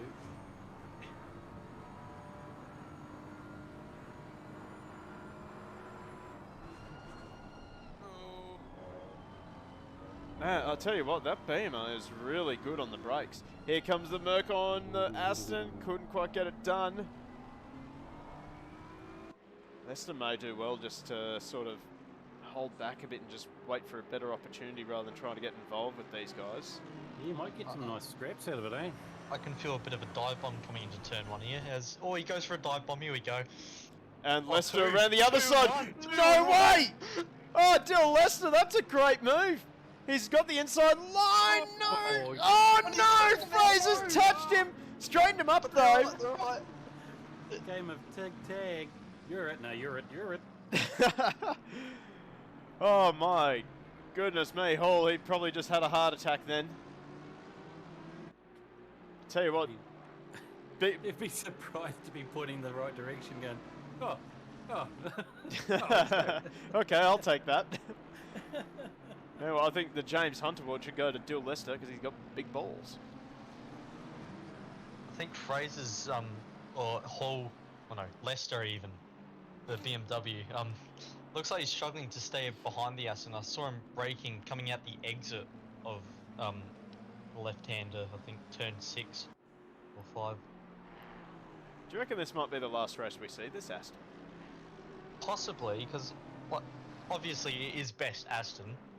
Like, It is the glorious Aston, but it's definitely it's not fast. It's not the fastest. not in race conditions. It was fairly rapid in qualifying, but just yeah, just hasn't come Brings off together too in quick, race. yeah. Yeah. Yeah, it seems it's not as consistent as others. One lap pace definitely, but yeah, over a race distance, it just looks like it loses too much time. Lester has got the blowtorch out. He's seeing one of his main rivals.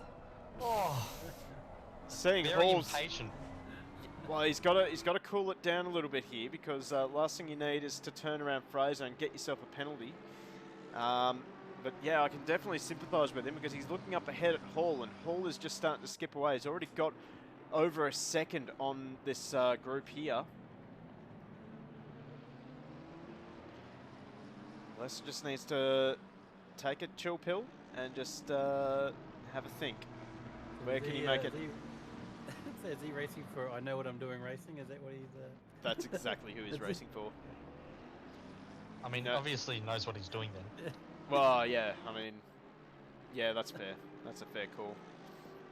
Muriel's hanging. If he ran out of fuel, might not know what he's doing, yeah. Well, But Oh. that was a stack. Oh, he's getting in there. God, he's looking for the dive bomb, but Muriel's sitting right behind them. That Nissan's starting to come on, I think. He's dropped Huddy and Hahn. Yeah, well, they were, he was, of course, went wide, and he's still right back in it. Well, they're getting bottled up behind Dan Fraser, as much as I hate to say it. Dan Fraser is the cork in the bottle at the moment. Oh, there we go. Oh, there he That's is. the opportunity Okay. that Leicester needs. Oh, maybe not, though. No, that BMW is too good under Oh, he's brakes. gone wide. Very Oh, wide. Too excited. Needed the pass to get back onto the circuit, I think. That's how wide he was. Seventh places are good for the Austin, isn't it? 007 on the front. And the Austin Martin. Well, it's not going to stay there for very long because here comes the Nissan of Aaron Muriel up the inside. This is going to be brave. Who's going to brake latest? It's going to be Fraser. Fraser wants it a little bit more than what Muriel did, I think. And now that brings Huddy back into the battle. Got Macbeth slowly coming up to Siciliano for the lead as well. I was just keeping note of that on the timing tower. And yeah, Macbeth, he's closed the gap onto Siciliano. And he's got plenty of time to make this move work too. We're almost at half race distance.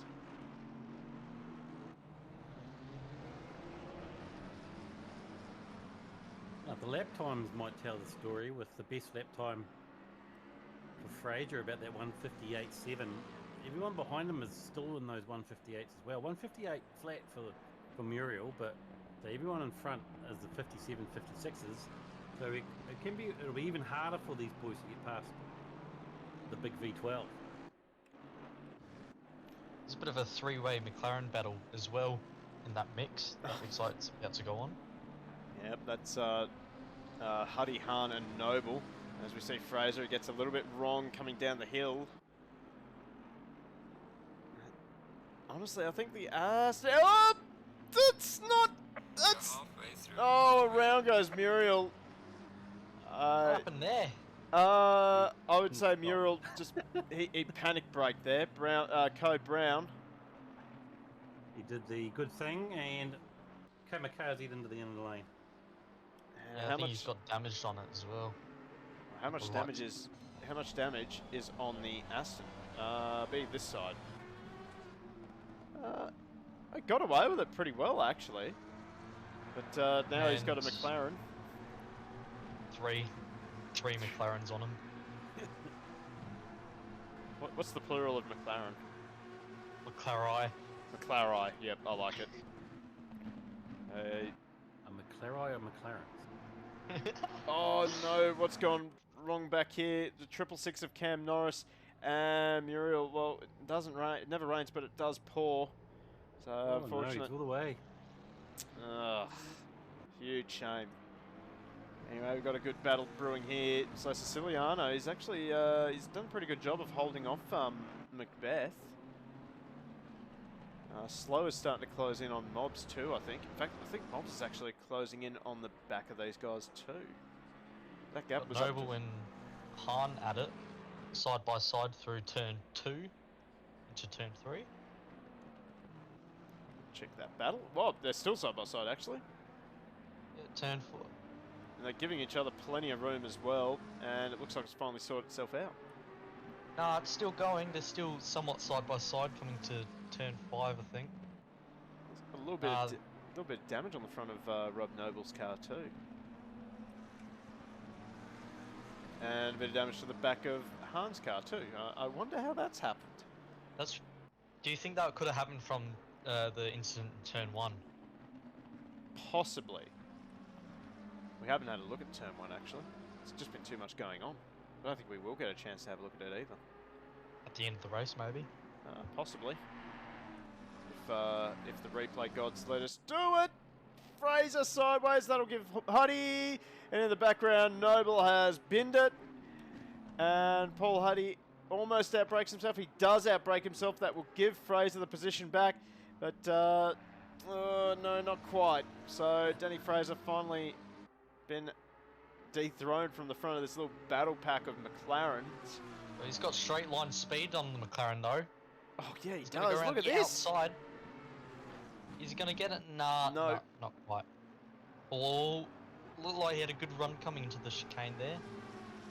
It's another long straight down the main straight after this hairpin. Well, he gets a good exit.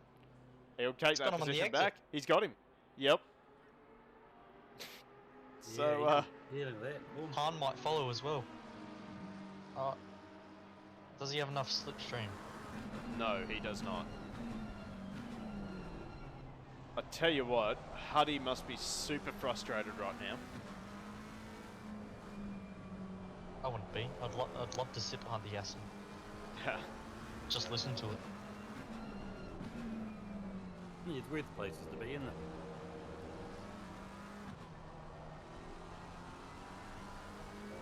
Oh, Huddy gets it wrong. That will give. Well, now it's going to be Han's turn to have a crack at this Aston. The tag team event. Yeah, it is. And Noble might come in if they keep doing this as well. Tell you what, Muriel might come into this as well. Down in 14th. Might be asking a bit, but You never know. John Slow's now back onto the podium, so... Yeah, he's got moved right behind, and Mattisford's right there. He's had a bad run onto the back straight. Might give Mobs a chance into the chicane, but it's a slim chance, but a chance nonetheless.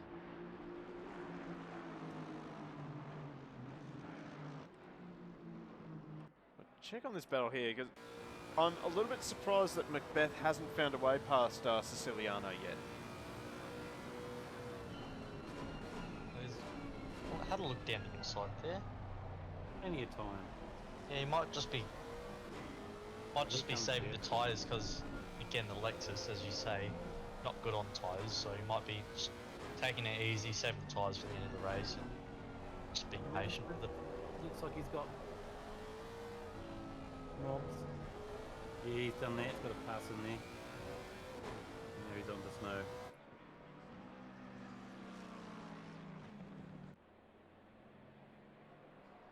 You won't believe it, but Fraser is still ahead of the McLaren. Like, it's an incredible job from Dan Fraser. He's just a reminder that car has not been officially raced since 2016. Well, actually, wasn't there someone running one in Australian GT? I hope so. You'd think so, wouldn't you? Better have been. Sounds like an Australian thing to do. Give me that big motor. I'll make it go around the corner. We don't care about performance. We want iconic cars. That's all we want. Yeah, we'll make a thing.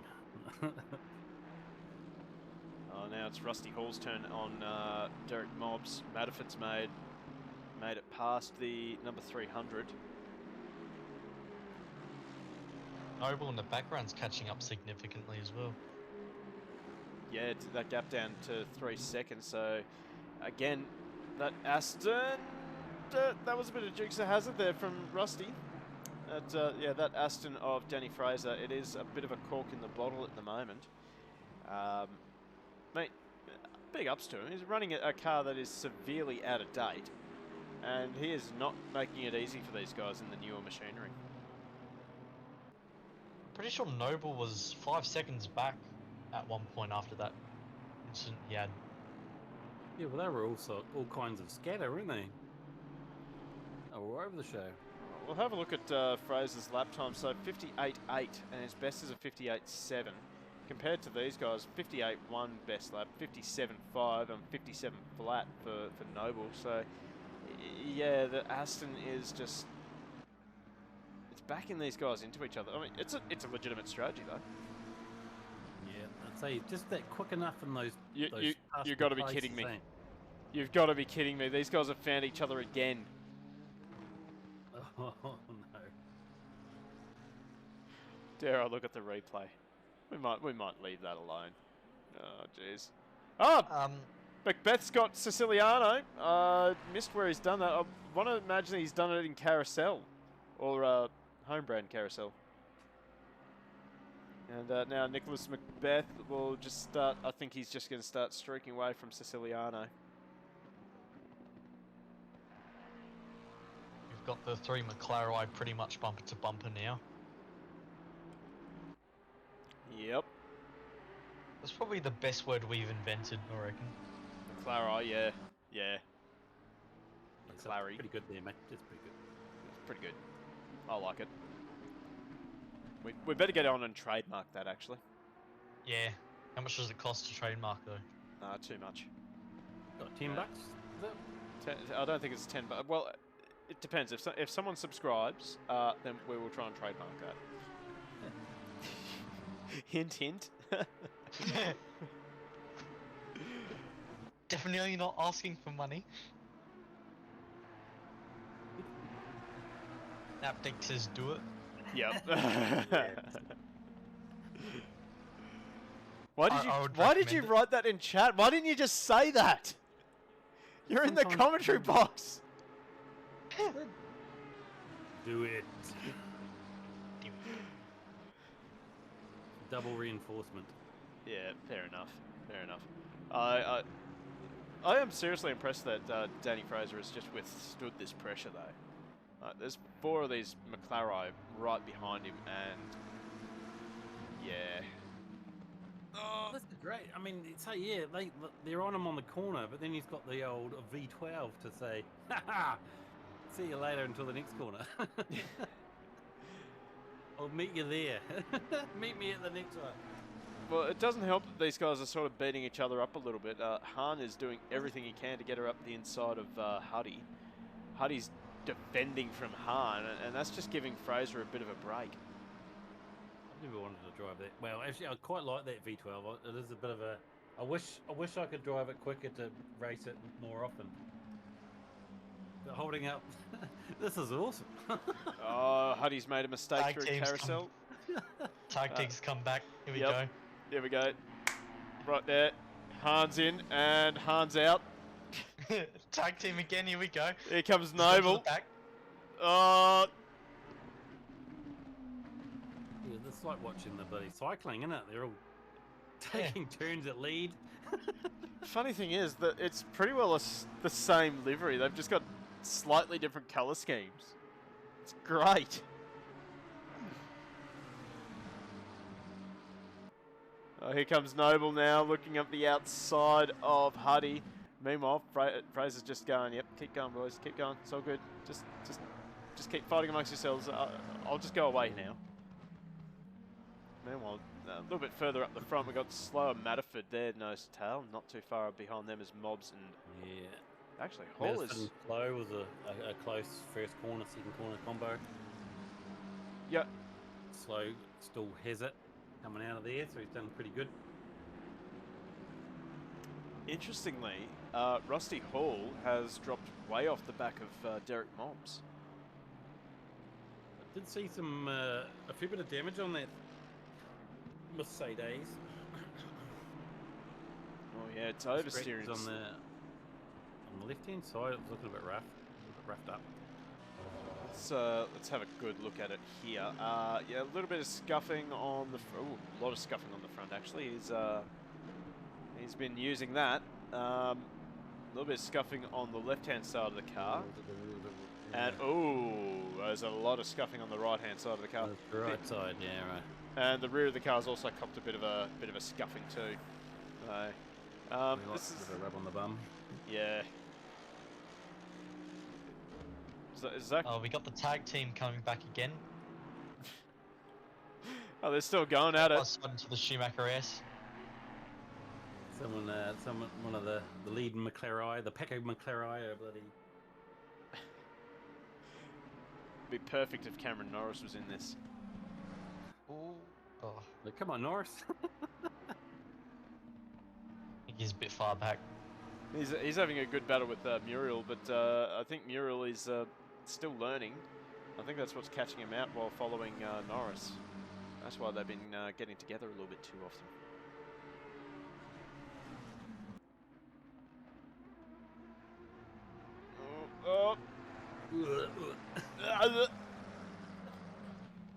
Make all sorts of weird sounds here. I don't know why. It's just uncomfortable watching these guys battle. Any second, you're just expecting everyone just go straight into Narnia. Yeah, it's amazing how many different words you can take a chicane. Oh boy. Derek Moms, I want to see if there's any damage on the back of the Aston. No. Oh, a little bit of damage down the right-hand side of the car. Left-hand side of the car is pretty good. It's not too bad actually. Oh, here we go. Now, this is part 2 of this battle. We saw the conclusion of this in race number 1. Jared Matterford and John Slow.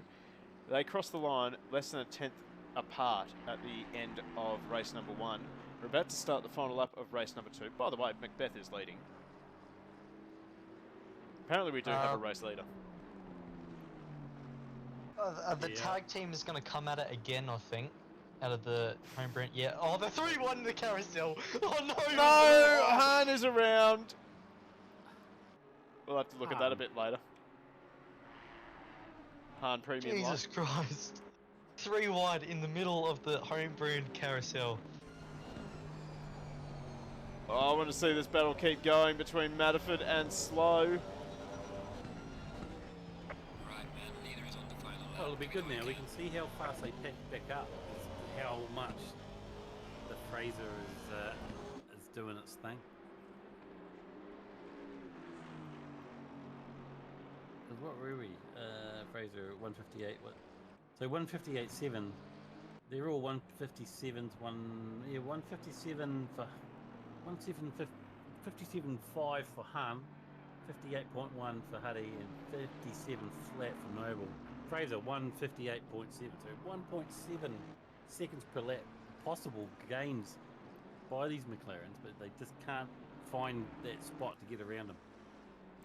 Oh, well, they're too busy trying to find it. V12. That's it.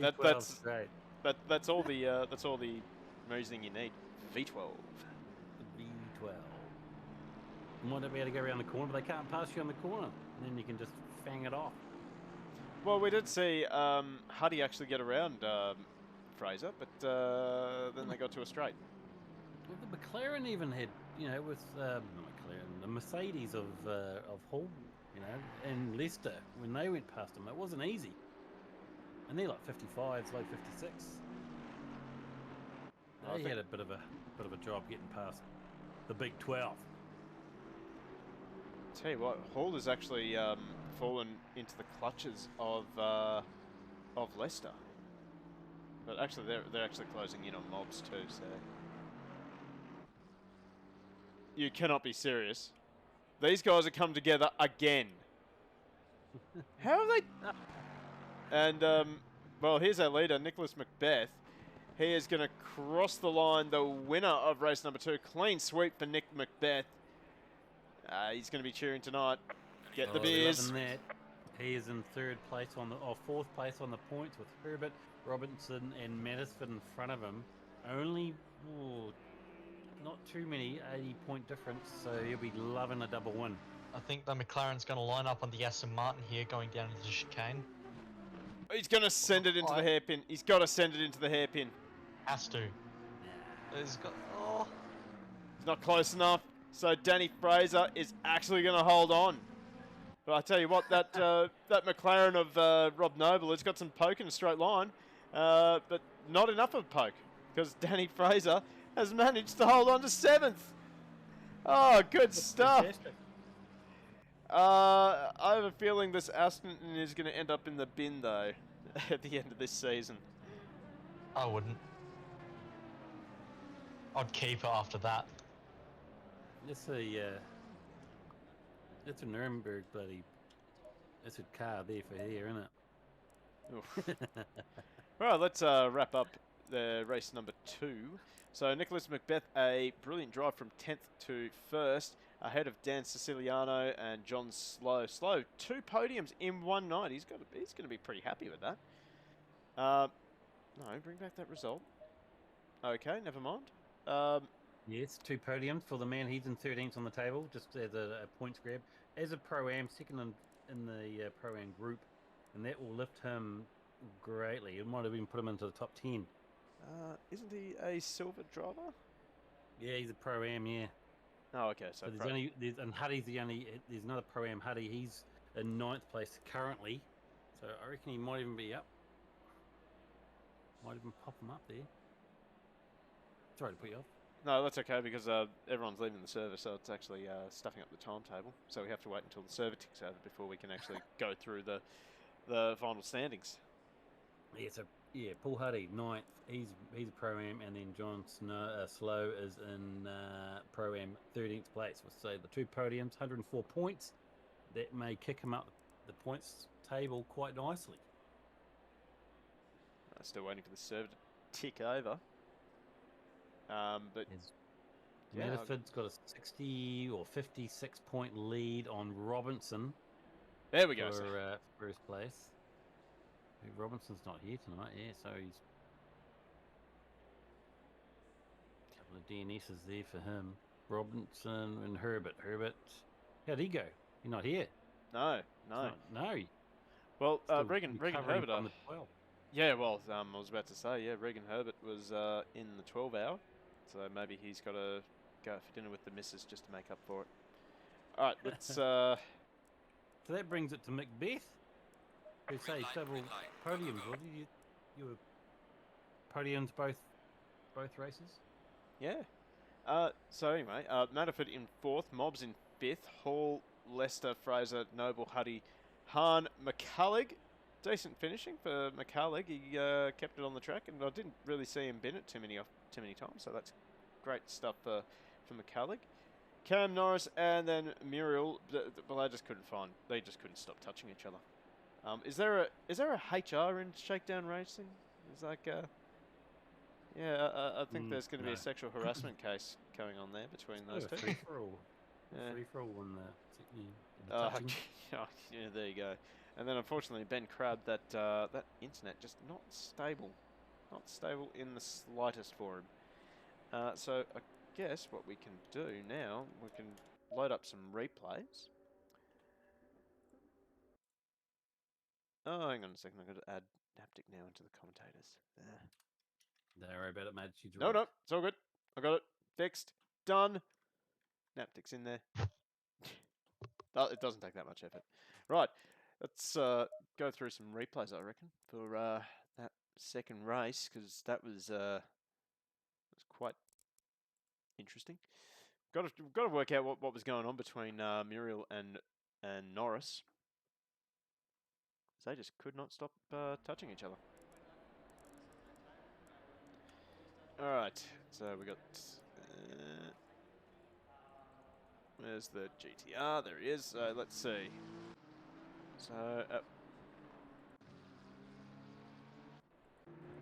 So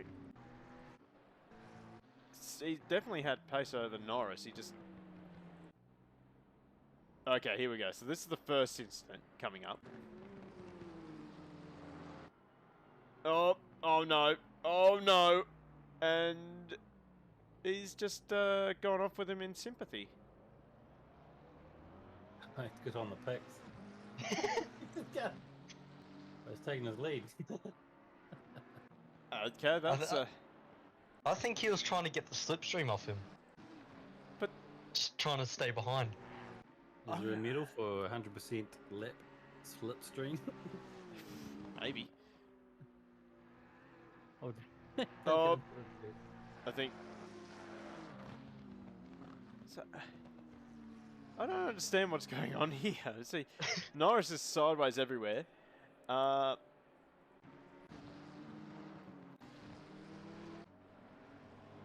Apparently they were just screwing around because they were so far back. It's quite possible, I suppose. I mean, that's what Nipley just said. Okay, there we go. They were just screwing around, but then it's obviously gone wrong for them at some point because Maybe in turn 1, maybe oh, they got... there we go. Oh yeah, turn 1. We need to have a look at turn 1 for what happened to everyone, basically. So we'll try and slow this down. So it's looked pretty clean at this point. It's on the exit. I know There it is. accelerating. So Rusty got into the back of Medford, then Slows tried to go around it. He's missed. Norris is beside him, and this there goes Macbeth around the outside of everyone, just casually. We'll go back a little bit because there's still action going on down in the bottom there, with I think that is Noble and McCallig. So McCallig's just probably jumped on the brakes because he doesn't know where to go. Because we've got about 4 cars sideways here. And then Noble has just gone into the back of him, and I reckon Noble stalled it there. He had to refire it. So, I mean, overall, that could have been a lot worse for the whole field, really. What else did we need to check out? I'd like a soft spin, but quite involved at the same time. Yeah. How about the three wide McLaren? Let's call it. Oh, yep. That was, I think, 2 laps to go or something. Hang on a second. This is could- still going on between these guys. Madiford's slow. Documentary, that's McLaren. Yeah, I know, right? So there's the 41. Okay. So be about here. Okay. This is a bit of a moment here. Oh no, mustn't be this lap. Oh yes, it is. Oh, there we go. So Huddy just sort of went straight ahead there. I think I bet he locked a brake or something. Oh, lucky spin. Very unlucky for Hahn. Say that Noble sort of went in sympathy with Huddy, and then he just cut in, and there happened to be a McLaren next to him. He probably got confused because there's so many McLaren around him. Yeah. McLaren. McLaren syndrome or something in there. Yeah. Oh boy. Oh well, not a bad race. Probably have to talk about at some point who was driver of the race for race number 2. I'm gonna have to give it to the Aston. Fraser. Yep. Danny Fraser. That was I don't even care if he started on pole. I'm gonna give it to him. well, he's running a very much long in the tooth Aston, and I don't think the BOP has really been very favourable to that car at all. And he managed to make it wide enough to hold off 3 McLaren at the end of the race. I mean, we'll ignore everyone else that went around him, but it was still They didn't get it easy. They didn't get it easy either. No, they did not. That And reminds me. talking 1 to 2 second lap time differences. It's like a week. Oh, I want to have a look at this this moment here. This is on the first lap with Danny Fraser, because he almost binned it here. There we go. Oh yeah, the save of the race as well. He was save of the race. Oh, you caught grass. Here we go. Jesus Christ. Oh, that's a good drift point. There's a couple of drift points there, I reckon. Wow. I mean, Yep. I did say back it in to the last corner when he was doing that quali lap or whatever it was. No, I'm I quite a mean, he fan did of. back it in. I'll have to give that to. I'll have to give driver of the race to Danny Fraser. Also, ya boy Coop Daddy, thank you for the follow. That was an hour ago. No, I'm a little bit slow. Unfortunately, I'm sort of trying to keep an eye on the activity feed on my phone. It's not real good. It hasn't even updated. Oh god. But yeah, thank you very much to ya boy Coop Daddy for the follow an hour ago. Geez, yeah, I don't know what else to add to that. That was Good. wild racing. Yeah, it's pretty cool. It's really good when the driver of the race doesn't necessarily be the winner. It's a No, it was just a drive of the race. He yeah. did bloody well. He did make a few little mistakes, but I mean, honestly, he would have been driving that car at 11 tenths to try and be competitive. And when you're driving at 11 tenths, it doesn't usually work out. I mean, it worked out for him. Oh, yeah, For the most part, anyway. Seventh. That's a pretty decent effort for Danny. I dare say that probably the next season he will not be in that Aston. I've been there. I've been there driving something where you've got to drive at 11 tenths just to be competitive, and it gets old very quickly. I take my head off because I'm quite a fan of a car that's a challenging rather than just taking the meta car. So yeah, take my head off to the man. Yeah, well, it's great to see it out there. It's a bit of variety. Yeah, I mean, We get to hear it. So good. oh yeah. I mean, I think that's the perfect way to end this stream. Actually, we just listen to this engine. Main straight. You got a main straight there. We're just hang on. Oh my god! Q V12. There we go. That is perfect. That is good. So yeah, I don't know any other way that we can end that stream better than that. So look, thank you very much to everyone who joined us in chat. Thank you to the two gentlemen who have joined me in the commentary box, Tyler Craig and Naptic. We will be back on Friday night for the grand finale of the GT Club Ford Focus Super Cup. In fact, I'm actually just going to pause that because that is actually quite loud. It's a glorious sound, but it is loud when I'm trying to do an outro. You're all revved up. I'm all revved up. Yep. But yeah, we'll be back on Friday night with the final round of the GT Club Ford Focus Super Cup. That's going to be a lot of fun to watch. And then, of course, they're getting warmed up for their TA2 Championship. And then Sunday night, we got V8 Supercars with AK Racing. And that will be featuring Tyler Craig on track. Excited, Tyler? No. Yes, he's excited. Haven't got really to grips with the track yet. Is it reasonably tough sort of circuit, or? Oh no, it's Sydney Motorsport Park. It's not that hard. Yeah, but I just can't find like the right setup, like pretty much anything. I've also found with the super softs, they just go off after like 7 or 8 laps. Like the rears just get cooked.